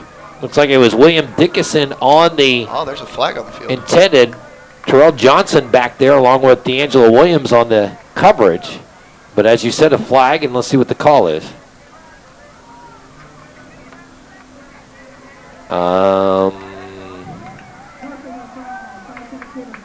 Wow, personal foul, face mask on the offense. Obviously declined and brings up 4th down. Wow. And they're going to send out. Boy, that is so rare to see that called on the offense. Absolutely. I don't know if maybe it was one of a lineman or something like that who just kind of had some illegal hands to the face, but then just accidentally grabbed onto the mask. But they're going to line up for a field goal here, which should be about. Andre Bod's going to line up for a 40-yard field goal. Bod. What a great nickname for the kicker. Right. Bryce Palumbo will be the holder. 40-yard field goal attempt, 6:40 to go, third quarter. Snap back, hold down, the kick is up, and the kick it's long enough, and it is good. Wow. So Bod with the kick at 6:40 to go, 40-yard field goal. That was good from 50. He had plenty of room He to certainly spare. did. Makes it now 31-7. We'll take this break. You're watching A-Leaf ISD football on the KMAX Sports Vype Media Network. This is the KMAX Sports Network. From West Texas all the way to the bayou and all points in between. I saw miles and miles of Texas. This is the KMAX Sports Network, bringing your teams to you.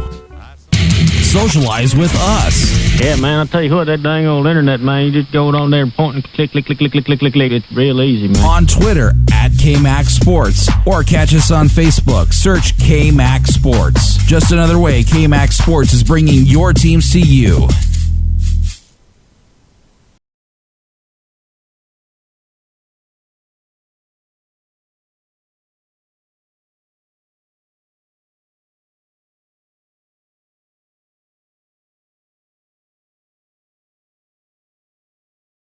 Four consecutive possessions that the Crusaders have put points on the board. This time the Rams defense holds, and then Bod kicks a 40-yard field goal to make it 31-7. Kickoff coming.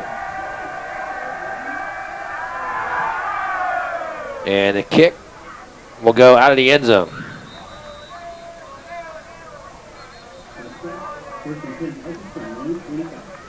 That possession, a 5-play, 51-yard drive. It took a minute 52 off the clock. Ends on the 40-yard field goal as the Rams will take over first and 10. 6:40 to go here, third quarter. I'm Chuck Licata. He is the general, Brandon MacArthur. Rosie back at the KMAX studios. Rams will start their own 25, first and 10.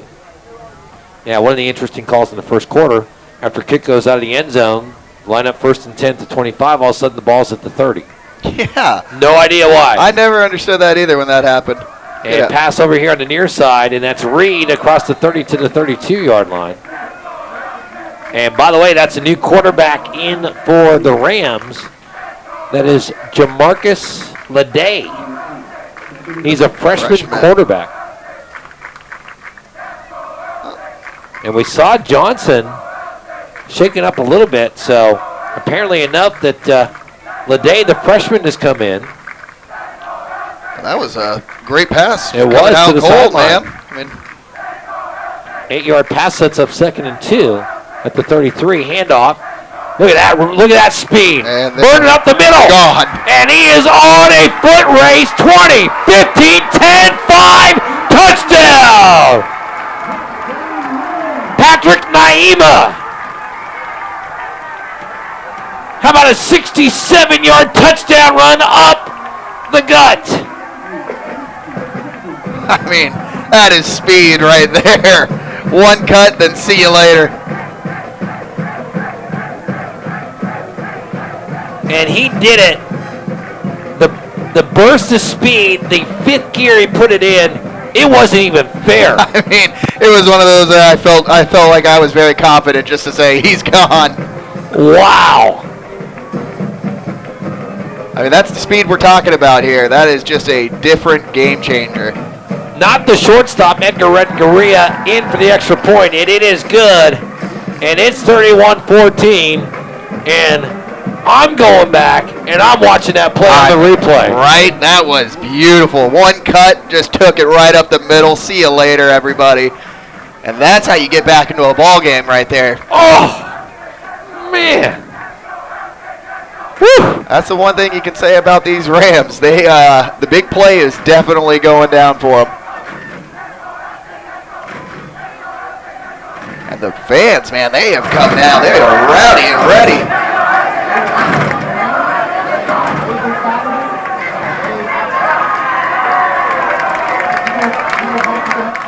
look at a play like that and you say, wow. Yeah, exactly. Wow. That's one where you're the coaches and there's nothing really you can do except for just toss your hands up and just say, well, we got to get faster.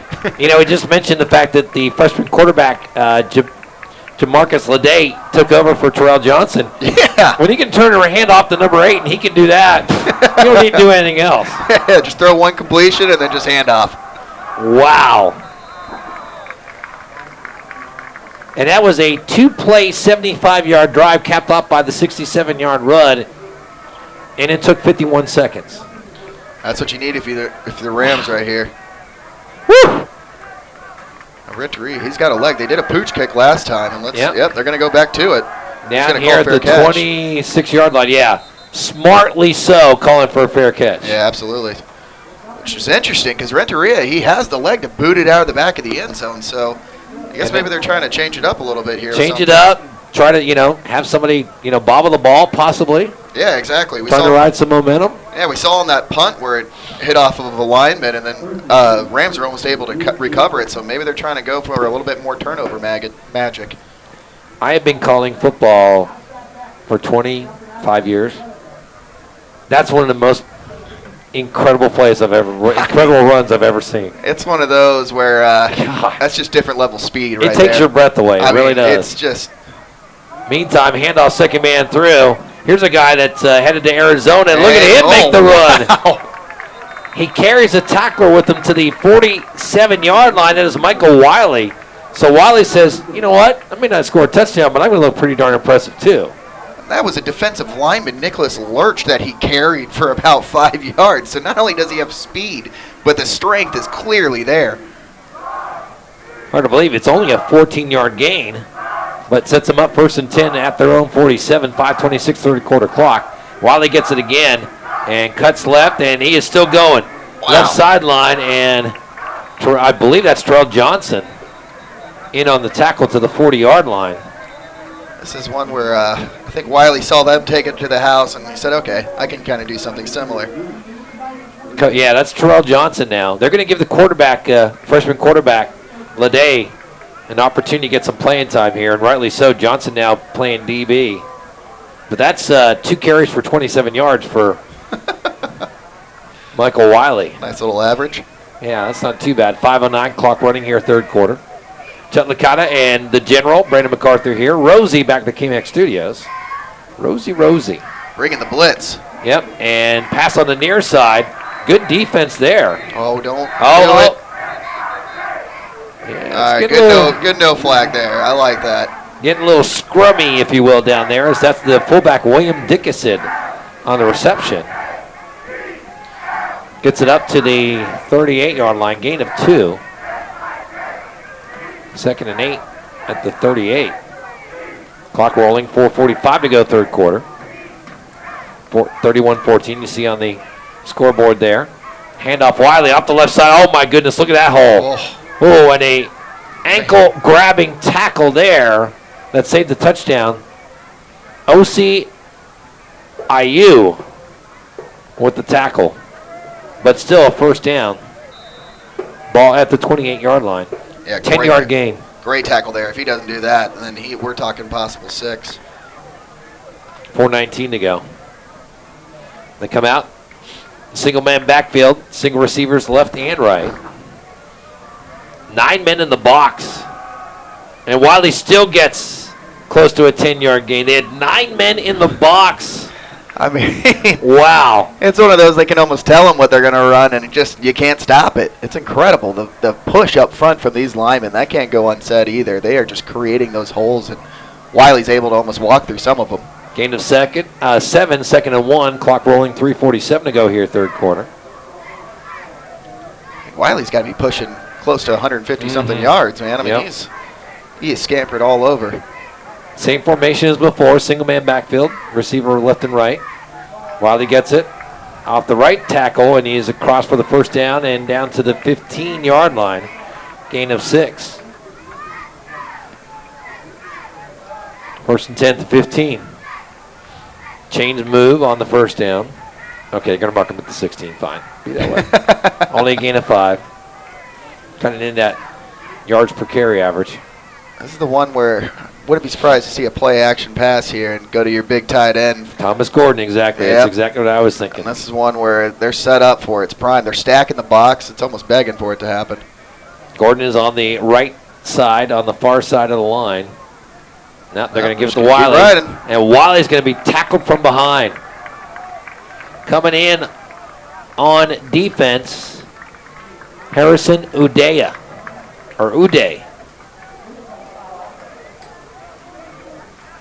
Wow, held him for no gain. Boy, that'll kill your rushing average. Yeah, actually, that wasn't Wiley on that one. That was number 26 for the Jesuit. Oh, okay. So, explains that. All right, yeah. There you go. I mean, that's the thing. It's one of those where you're running the ball like crazy, but your quarterback is so accurate. Gordon is just the man, but they're going to go back to him. Yeah, Wiley gets across the 10. And he's down going to the score. sideline. He's in for the touchdown. So Wiley gets a play off, comes back in, and scores on a 16-yard touchdown run. Comes with 2:07 to go in the third quarter. I believe that's touchdown number 3 for him on the day. It is. That is now 6 consecutive possessions that Strake Jesuit has scored on. This one hits the end zone.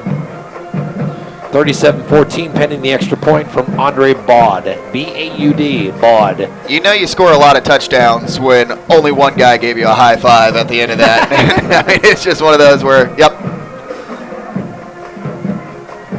Palumbo the holder. Step back, hold down, kick up, and the kick is good. And again, Palumbo grabbed the ball off the turf in front of him and was able to snap it up quickly and set it for the kicker. And that's going to be an injured player down on the field.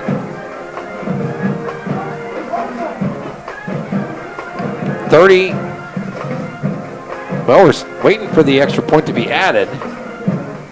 I thought it was good. It should be good. Okay. I saw it go up through too, so. All right. Still waiting for the conversion. 2:07 to go here in the third quarter. I think they're just pausing for the man down right now. 2, 3, 4, 5, 6, 7, 8. 8 plays, covers 67 yards, and takes 3:38 off the clock. You know, that's the one thing with the pooch kicks that they keep doing. I understand it, but you're giving up so much yardage, and especially to an offense that is just absolutely rolling. Mm-hmm. It's one of those deals where I think you got to go back to letting Renteria kick it out of the back of the end zone. Well, I'll tell you what, Terrell Johnson has been beat up tonight. He was the man down on the field. The good news is he's coming off under his own power. Looks to be okay. Yeah, it was nice to see him. He kind of had a little sprint as he got up there for it, so looks like it might have just been a stinger. So great to have him out. And the kick return team coming back on the field. It'll be Reed and I think it's Golden going back. Yep. Lionel Golden, the sophomore. But I'll tell you what, number 12, Golden, the kick returner, he's got some jets. Yes, he can. And if he finds a hole here, he is going to be absolutely gone. And that's the thing if you're the Rams here. Just keep that momentum going. Just keep scoring touchdowns and just let miracles of football happen.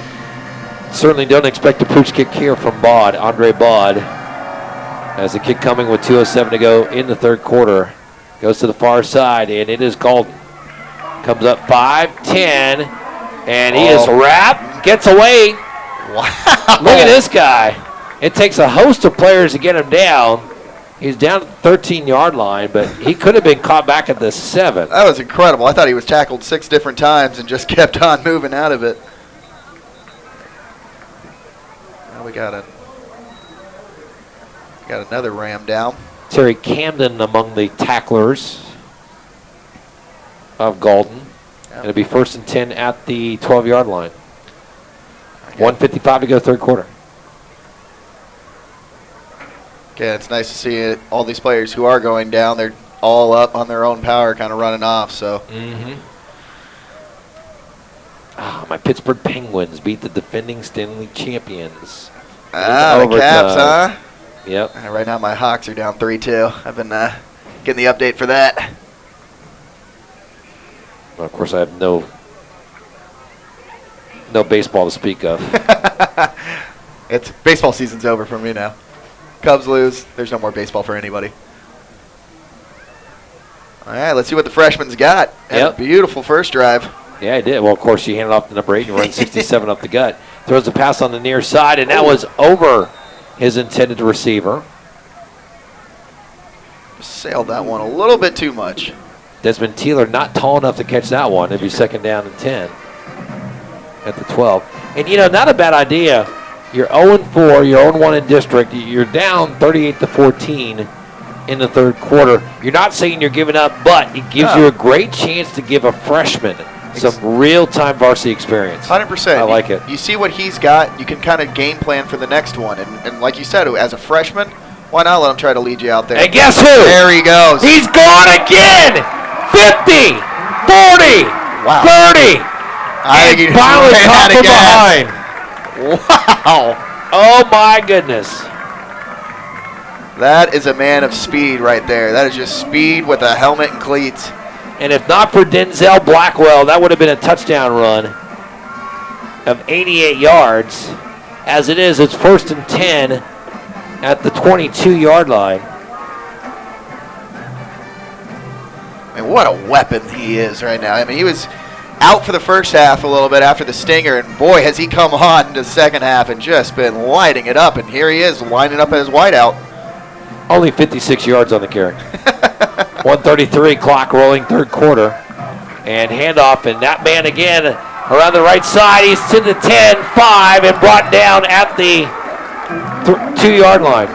So I'm not sure what it is about Jamarcus Ladain, the freshman quarterback. But he is fired up, his running back. And look at this quick set again. I like that. At the 2-yard line, 1st and goal. You got to hand it off to number 8, and he is met at the line. Gains of 56 and 21 has it 1st and goal at the 2, and they finally stop him. Maybe 2nd and goal at the 2.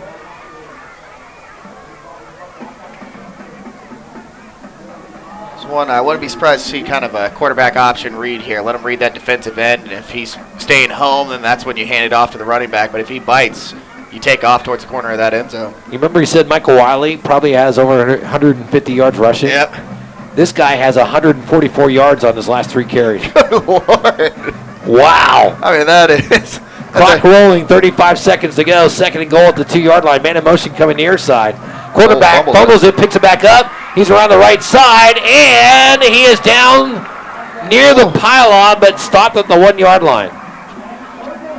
And I hope you saw it better than I did. It looked like he bounced the ball on the turf, and it came right back to him. It was exactly that. It almost, I mean, it just took a brilliant hop right back to his hands, and kudos to him for picking up his blocks and gaining something positive that could have turned really, really negative. 3rd and goal now.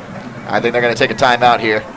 Probably rightly so. Good idea. Yeah, it's one where you just want to calm him down, punch it in here for 6. I mean, even if you stop right now, you're in 4-down territory, especially on the 1. Why not? So, actually, we'll head to the 4th now. That's what they're doing. Okay. No timeout. We're going to the 4th. It'll be 3rd and goal at the 1.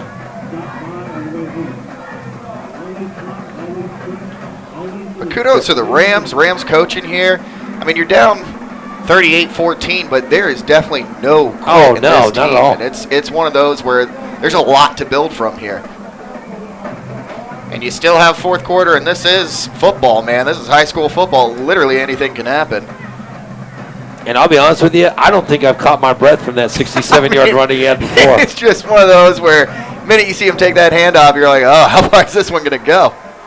Desmond Teeler, Teron Reed, Christian Hurd, Rodquise Cheney, Quentin Deloche, Alberto Rodriguez, Alan Jones, Miguel Amaya, DeMarcus Dung among the blockers. Yeah, kudos to those guys. Can't say enough, too. They are creating those holes.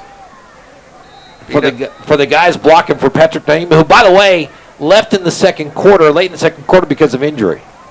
Here we go. Got a lot of wildcat option. And that's going to be motion on the backfield. Yep. They had 3 guys lined up around the quarterback in a diamond formation, and one of the runners on the left side at the quarterback moved just a touch. I mean, it just Hold it. And that was going into the Wildcat there. Fourth quarter.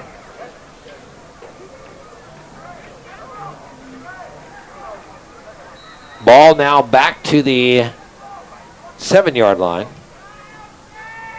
I wouldn't be surprised if it's going to Naima here. And you got to feed the hot hand. How do you not give it to Naima? That's one of those things. He's earned it. But they're going shotgun here. Naima. Offset right to the quarterback. Ooh, what a catch. And that's Trell Johnson. Wide open in the end zone for the touchdown. And I believe that's the fullback. The always forgotten man, the fullback. Yep.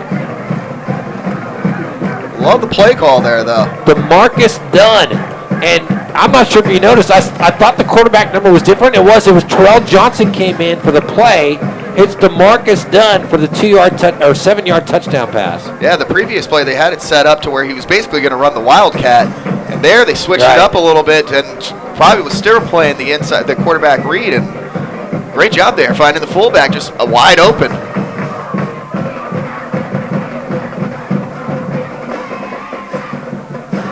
Extra point attempt coming. Kick is up. And the kick is good. And that was a new kicker. Hang on a second. That should be. Yeah, that was Renteria. Yeah, he's got those orange shoes. Yeah, he's got those duck feet that you can't miss. Right. And 11:53 to go. They're down by 17. That's the thing.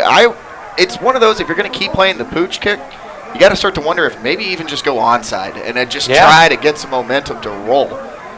But either way, I think right now, if you're the Rams, you're feeling good. You've got everything right here in front of you. What a second half. I mean, they've been just unstoppable as much as Jesuit has been.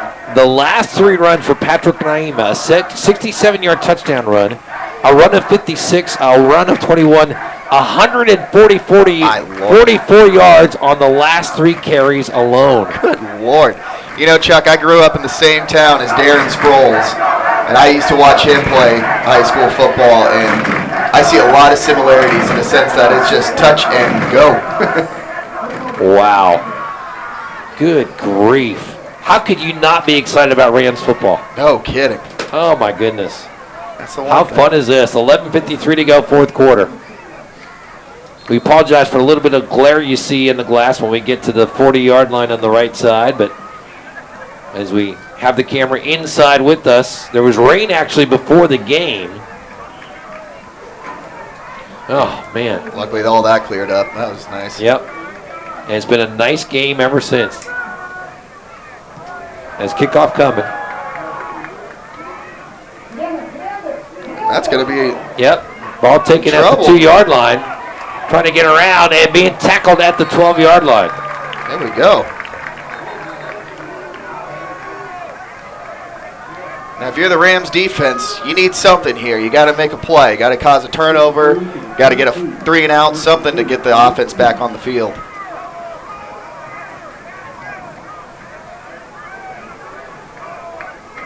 And by the way, it's hard to believe, but lost in all this running and passing and play mixing up, Strake Jesuit has scored on their last 6 possessions. I mean, it's just one of those where this has definitely been a shootout here.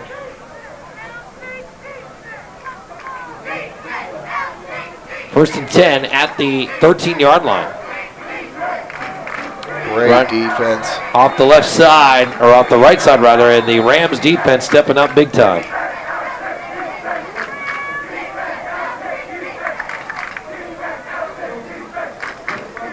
In on the tackle, Harrison Uday, along with Delvin Bradley, among others.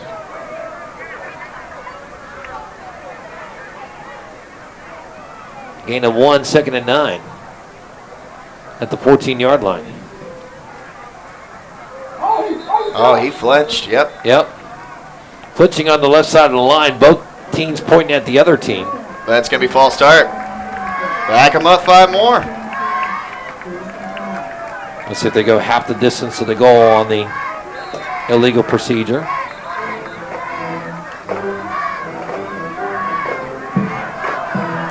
Spot the ball right there on the 10-yard line. Which makes it about 2nd and 15.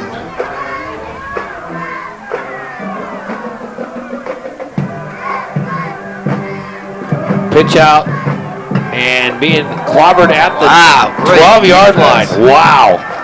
91 and 93 on the tackle. That's Nicholas Garrett, 91. And 93 is Nathan Walton. Woo! I mean, Rams defense fired up, baby. Oh, even the DEs are starting to show some speed, too. The way they threw those tackles off and quickly got to the outside. But this is what you need if you're the Rams. Just keep making plays. That's going to be 3rd and 13 at the 10-yard line. Rams defense got to stiffen up one more time here. Back to pass and screen pass. And that's Wiley. Wiley grabbed and at the 22, 23-yard line. In on the tackle there was... Should bring up 4th. But Travis Garner. Or Trayvon Garner, my apologies. And the ball marked right near the first down marker. Wow, if you're Jesuit, you're going for this. I mean, I get it. Your offense has been rolling, but yikes. Yeah. I mean, you're talking the ball's on your own 23, and I mean, I know it's a game of inches here, but this could be a huge momentum swing. I mean, there's still 9:54 left on that clock. They're going to come out and measure it. So it's either a 12 or 13-yard gain, depending on the spot of the ball. It's short. Yeah, it's going to be short. Yep.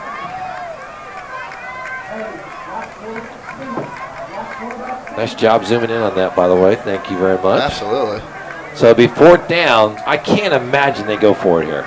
I think that, I mean, he's back out there. They're calling the quarterback, so it's one of those where they're really rolling the dice. And they're trying to take away the momentum. Unless they try to do an offside. Yeah, make them jump. Try to draw them off sides and then take a timeout when the play clock's at 0. Yep, very good call on that. Wouldn't surprise me either.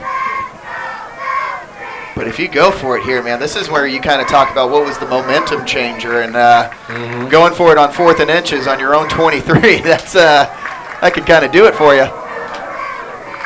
And no offense to the Crusaders defense, but number 8 can easily get 23 yards on 2 carries. Yeah, we're talking a touchdown in about 20 seconds here, but again, they may just be trying to draw them off sides if they do send out the offense, which right now they have the offense out there. I think that's the wise call to do. It's just they have all 3 of their timeouts, 9:54 as you said in the 4th quarter. I mean, I get it. If you do pick it up, you know, great job to the O-line and everything like that. But this is gutsy. Play clock hasn't even started yet.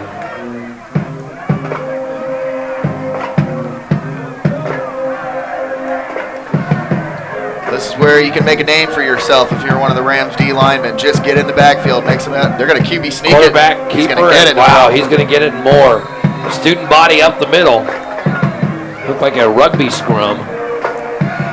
And he's got the first down. Wow. That's what kudos to your call. lineman. Yeah, I mean, that's having faith in your offense. Max Merrill, Iggy Mendiola, Barkley Briggs. Yeah, those are the... Grant Bordelon, Luke Melton, Michael Hansen, the quarterback, keeper for the first down. Wow. You can give the full credit to those guys just like you did because they made that play right there.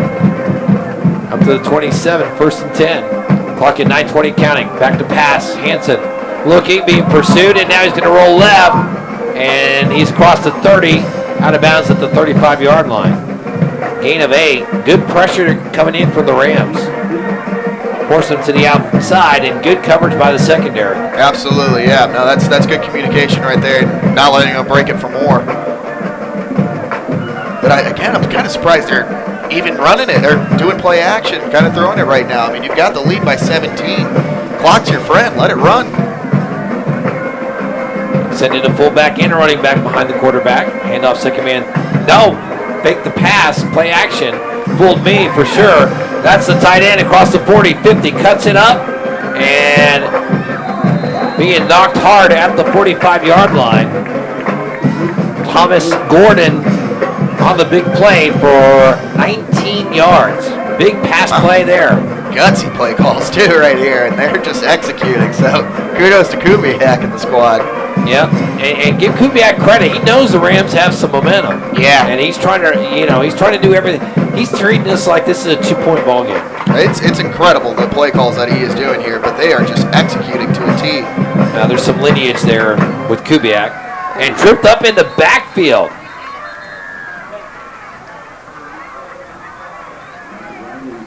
Wiley tripped up in the backfield for a loss of 1. A very rarity. Wow. And unfortunately, I didn't have time to see who it was. Yeah, I didn't either. I mean, it was just so bang bang. I think they just got caught up there with their feet, and down he went. Well, back to the 47, lost to 2, 2nd and 12 at the 42. Clock running, 8:06 to go in the fourth quarter. Looking over the middle, and quarterback keeper up the middle.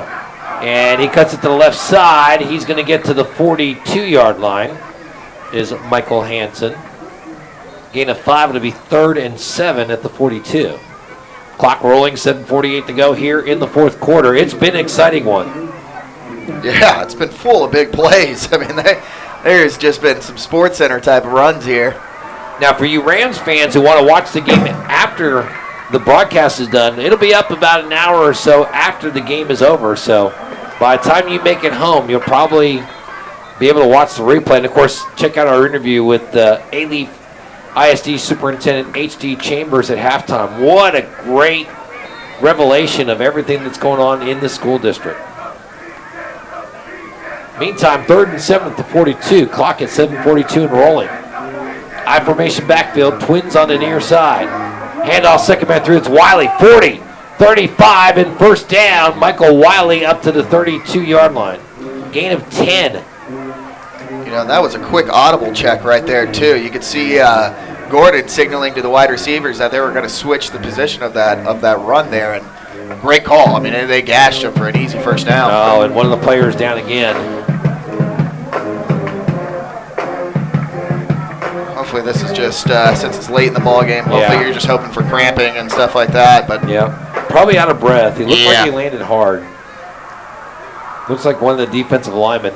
7:31 to go here in the fourth. And, you know, really, Brandon, Strake Jesuit's been in control, but with the emergence of the offensive line and the running of Patrick Naima and the creativity of Eric Sardinia and the offense of the Rams, I mean, it's exciting to come out and watch them no matter what they're doing. Absolutely. No, you would not know they're an 0-14. No, and that's what's so surprising about it. There's so much positivity to take away from this game. If you are the Rams fan and the Rams coaches, I'm sure they find a little bit more fine-tuning stuff that they're going to fix. But on top of that, there is a lot of positivity for this team.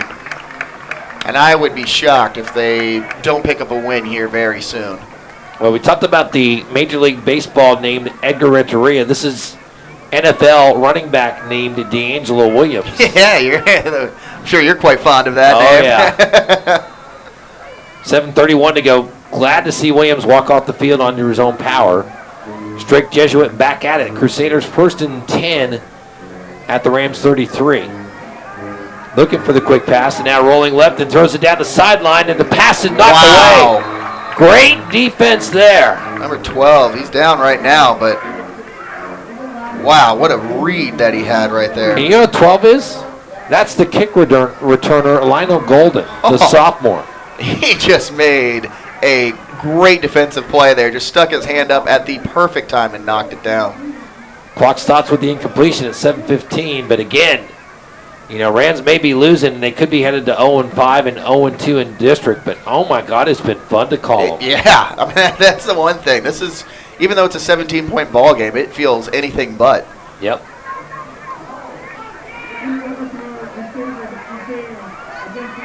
And referee's holding off. There's a lot of commotion for. It's just respotting. Yep. We got a couple of those. 7:15 to go, fourth quarter. 38-21. You see it on your screen there. Well, they still don't like the spot. Back it up. So we moved it. We moved it towards the right. Now we're backing it up. The wind knocked it off. Yeah.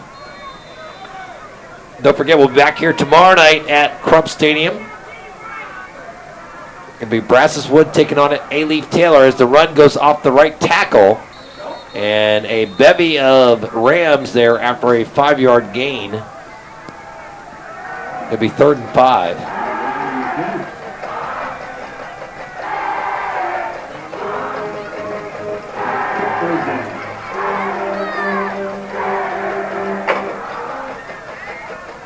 Ball at the 28-yard line.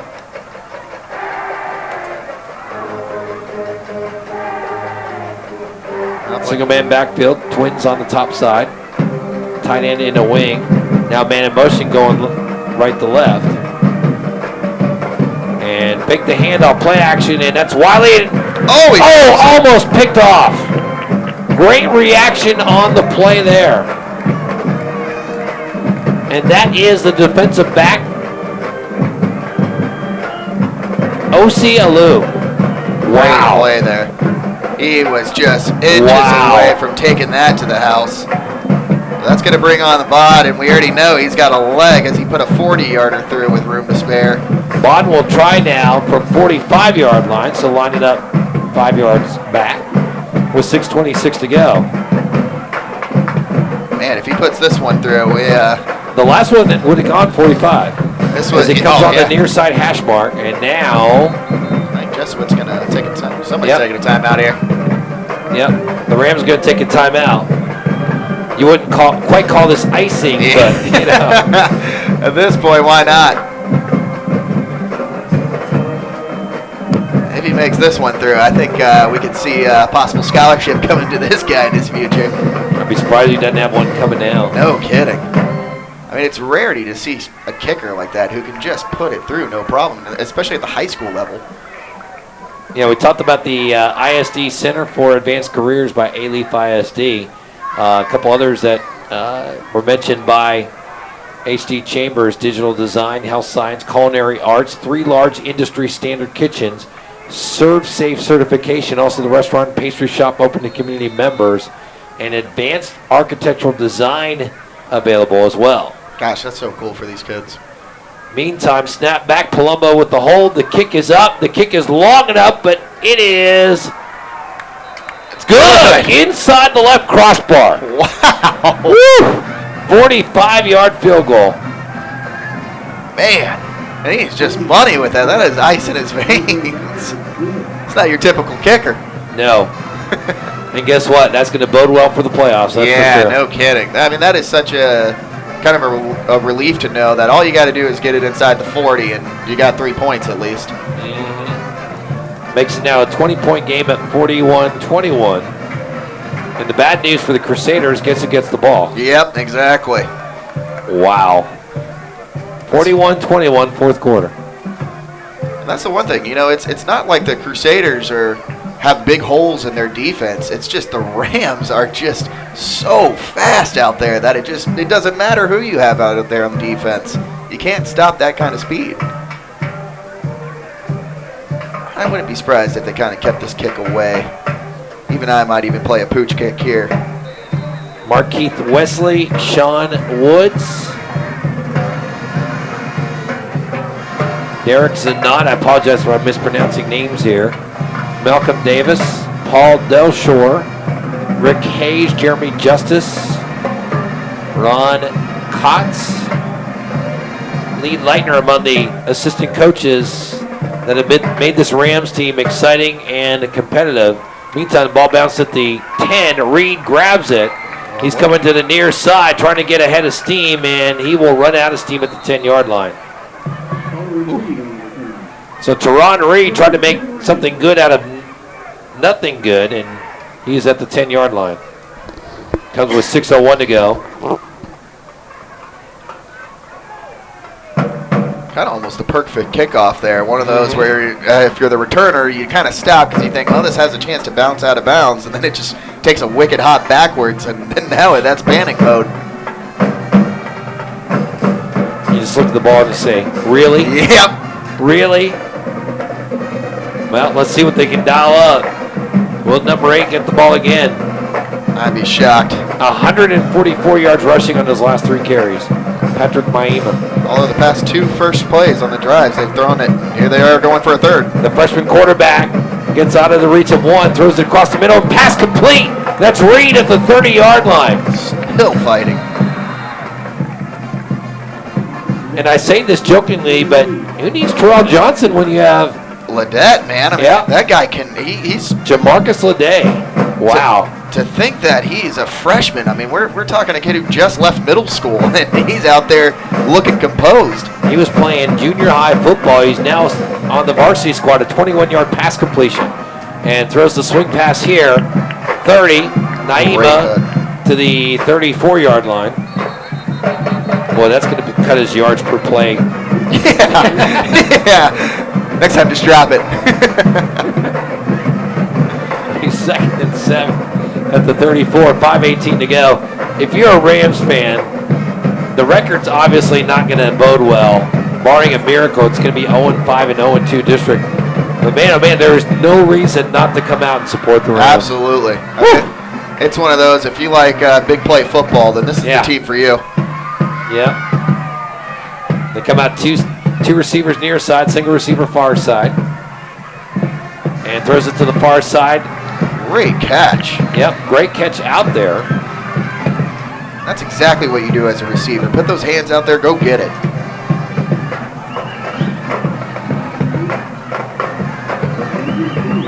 Desmond Teeler on the catch. Gain of 7. You know, the running game is such a focus for the Rams here, but what's a really underrated part of their offense is their receivers. Not only do they have speed for days, too, but they can catch. 3rd and 3 now at the 38-yard line. Snap back. Ledet looking, running, and he's going to be a first down and more. Wow. What a play. That's a freshman. That's exactly what I was just thinking right there. The composure to have back there and just keep that play alive. That's going to win you some ball games just right there with having a quarterback like him. How about a 5-yard run on 3rd and 3? It could have easily been a 5-yard sack, but... Yep. Clock rolling, 3:57 to go. They come out twins near side, single receiver far side, running back offset left of the quarterback in the shotgun. Pass back, looking, and throws it, and is it intercepted? Might have hit the ground first, judging by how the referee isn't calling it. Oh, he's giving it for the pick. Wow. Back line judge said it was. Interesting that the back judge is making the call on that, but nonetheless. Nick Casapo on the interception. And what surprised me about that, and I apologize for my voice, but I didn't see a Rams receiver anywhere near the ball. So somebody missed a cut or something in the middle, because Casapo was probably thinking, Merry Christmas to me. Yeah, right? That's one of those where you kind of look around and you just say, really? So 3:42 to go in the game. Strake Jesuit takes over at its own 46-yard line, 1st and 10. If I'm not mistaken, I think that's the first turnover in the ballgame. It is. That's because they keep scoring. Yeah, right? It's hard to turn it over when you're taking it to the house every play. And that's the backup running back across the 50-45 into Ram territory, and a first down there.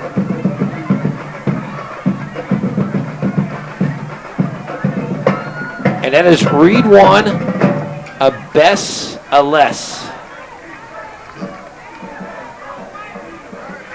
Abass Ales. ABASS hyphen ALESS. You know, I'm looking down there on the sideline right now at Ledet, and even though he just threw that pick, first thing he does is he goes over to his offensive lineman, giving him high fives, still talking him up. I mean, that's a true that's a freshman down there who is just absolutely doing everything right.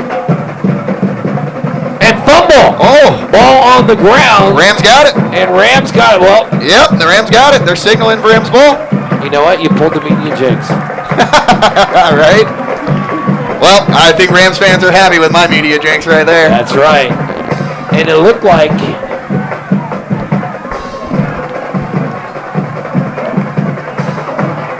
is that big number 90? Yeah, that's what I was looking at. Grayson Williams. Yeah. Williams on the fumble recovery. 1st and 10 at the 40-yard line. So back-to-back turnovers in what was a turnover-free game. Now this is going to be a big moment for Ledet. After throwing the pick, again, I've seen him on the sideline, that composure, still staying upbeat. If he can come out here and put up a drive, I think you got yourself a quarterback for the future, no matter what happens here. Oh my God! This is exciting to see him. You might have a guy that may get a lot of playing time. The rest of district play.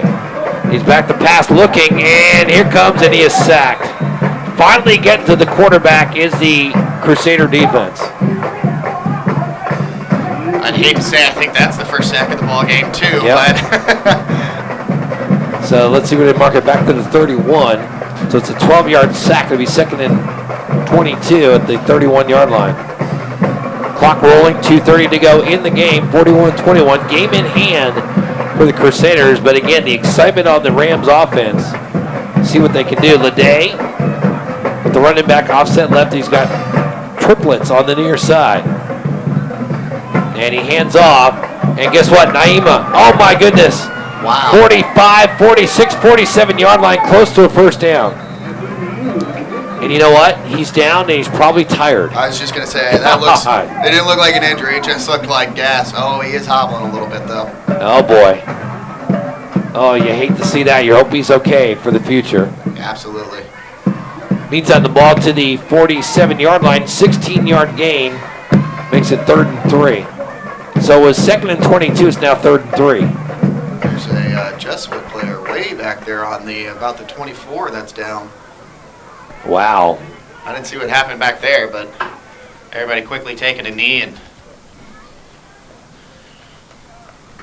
so again, for Jesuit, for Rams fans and for Jesuit fans, after the game is over, we will have the replay up on the same link that you're watching the broadcast now. Just come back, and about an hour after the game's over, you'll be able to watch the replay. Meantime, we'll take this time out as you watch A-Leaf ISD football on the KMAX Sports Vype Media Network. This is the KMAX Sports Network. From West Texas all the way to the Bayou and all points in between. I saw miles and miles of Texas. This is the KMAX Sports Network, bringing your teams to you.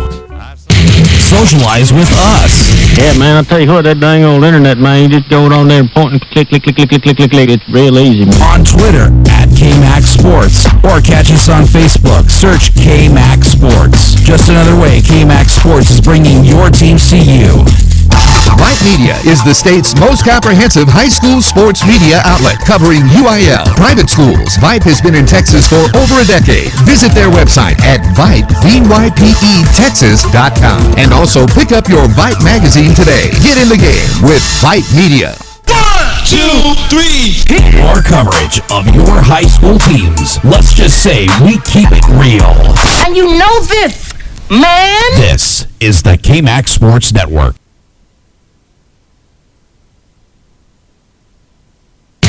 Socialize with us. Yeah, man, I'll tell you what, that dang old internet, man, you just go on there and point and click. It's real easy, man. On Twitter, @KMAX Sports, or catch us on Facebook. Search KMAX Sports. Just another way KMAX Sports is bringing your teams to you. Back here live, and glad to say that Christian Gordon came off under his own power. 1st and 10 for the Rams, 1:59 to go in the ball game. Snap back handoff, and that is Reed who takes the handoff, and he is held to the 45-yard line. 41-21. But I'll tell you what, it's been a major exciting game on both sides. I don't think I've ever been so excited for a team who's down 20 and feel so optimistic. But, I mean, it's one of those things where, again, if you've been watching this game and you're a Rams fan, I think you're walking away with the same feeling that you and I have about these guys. Let's see what Leday can do here. 4th down. And handoff up the middle. He'll be short. Yep, he'll be well short. Not even going to get back to the original line of scrimmage. They'll turn the ball over with 1:14 to go in the 4th quarter. Merle Bertrand chiming in the conference room. He was saying that one of the football games was a touch OM, but okay. And so I mockingly put in the football team, or the football broadcast, a touch OM. And I say, MB, you're OM. And he says, Elite broadcast good except for the play-by-play. Yeah. Feel the love, baby. Yeah, Feel the love. There we go. Elite broadcast except for the play-by-play. Yeah, let's hope we see victory formation here, and I think that's what we're going to have. I think you just take a couple of knees here and walk out. Yeah, there it is. What a fun game it's been. Absolutely. Great showing by both squads here. This was not only fun, but a nice clean game, too. Yeah, not too many penalties, and as we said, just the back-to-back turnovers. Yeah, come very, very late in the game. But one thing here for both Jesuit, you walk away feeling pretty confident in your offense, and I think there's a couple things on your defense that you need to clean up. But if you're the Rams, I think you found a quarterback to move forward with, and you definitely know you have the running back that's possibly the most exciting in the whole district. Because we kind of threw this together, wasn't able to keep stats, but I would say probably both teams had at least 250 yards on the ground. Absolutely. I think that's a conservative number. And this one's going to be final 24 seconds coming off the clock. 41-21 is going to be the score. Once again, for Rams fans and A-Leaf ISD fans, watch for the replay on this one about an hour from now, which would be about 10:33 Central Time. We appreciate Strake, Jesuit, and A-Leaf ELSIK allowing us to broadcast video for you. Tomorrow night we'll have the homecoming game for A-Leaf Taylor as they take on Brazoswood. Both teams looking for their first district win. And it will be a situation where live you will see audio, but then at midnight we'll turn on the video. And we expect to broadcast homecoming festivities for Taylor at halftime, so you'll be able to watch that as well. 41-21 the final. Mr. Brandon MacArthur, final thoughts before we sign off, sir. That was exciting. I've never seen a 20-point game where I have been so dialed in. And, that was just fun. That's the best way to put it. That is just a fun game to call and be a part of. So 41-21 the final. Again, Strake Jesuit moves to 5-0 overall and 2-0 in district. The Rams fall to 0-5, 0-2. But I'll tell you what, I think we can say this with extreme confidence. Even though they're 0-5 and 0-2, the Rams are probably the most exciting 0-5 and 0-2 team in the state. I think that is their record does not reflect who they are. And I think as the season goes on, I would be shocked if that thing stands. I think they're going to be a force to be reckoned with here pretty soon. They're going to be that squad that you just don't want to play because they are so fast, so athletic, that I think in the near future here they're gonna do some damage here in the district. I want to thank again all the great folks out here, Craig Eichhorn, Coach Molig, Marla as well, all the great folks here at A-Leaf ISD for helping us out, get set up here for the doubleheader. This one's over. We'll be back tomorrow, 6:45 pregame time, 7 o'clock kickoff.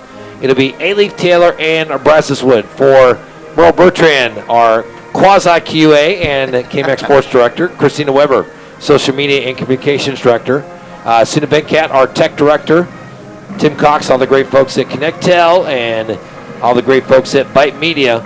I'm Chuck Licata signing off on a Thursday Night Football here from Crump Stadium as we say goodnight and bid you adieu from Crump Stadium in A-Leaf ISD.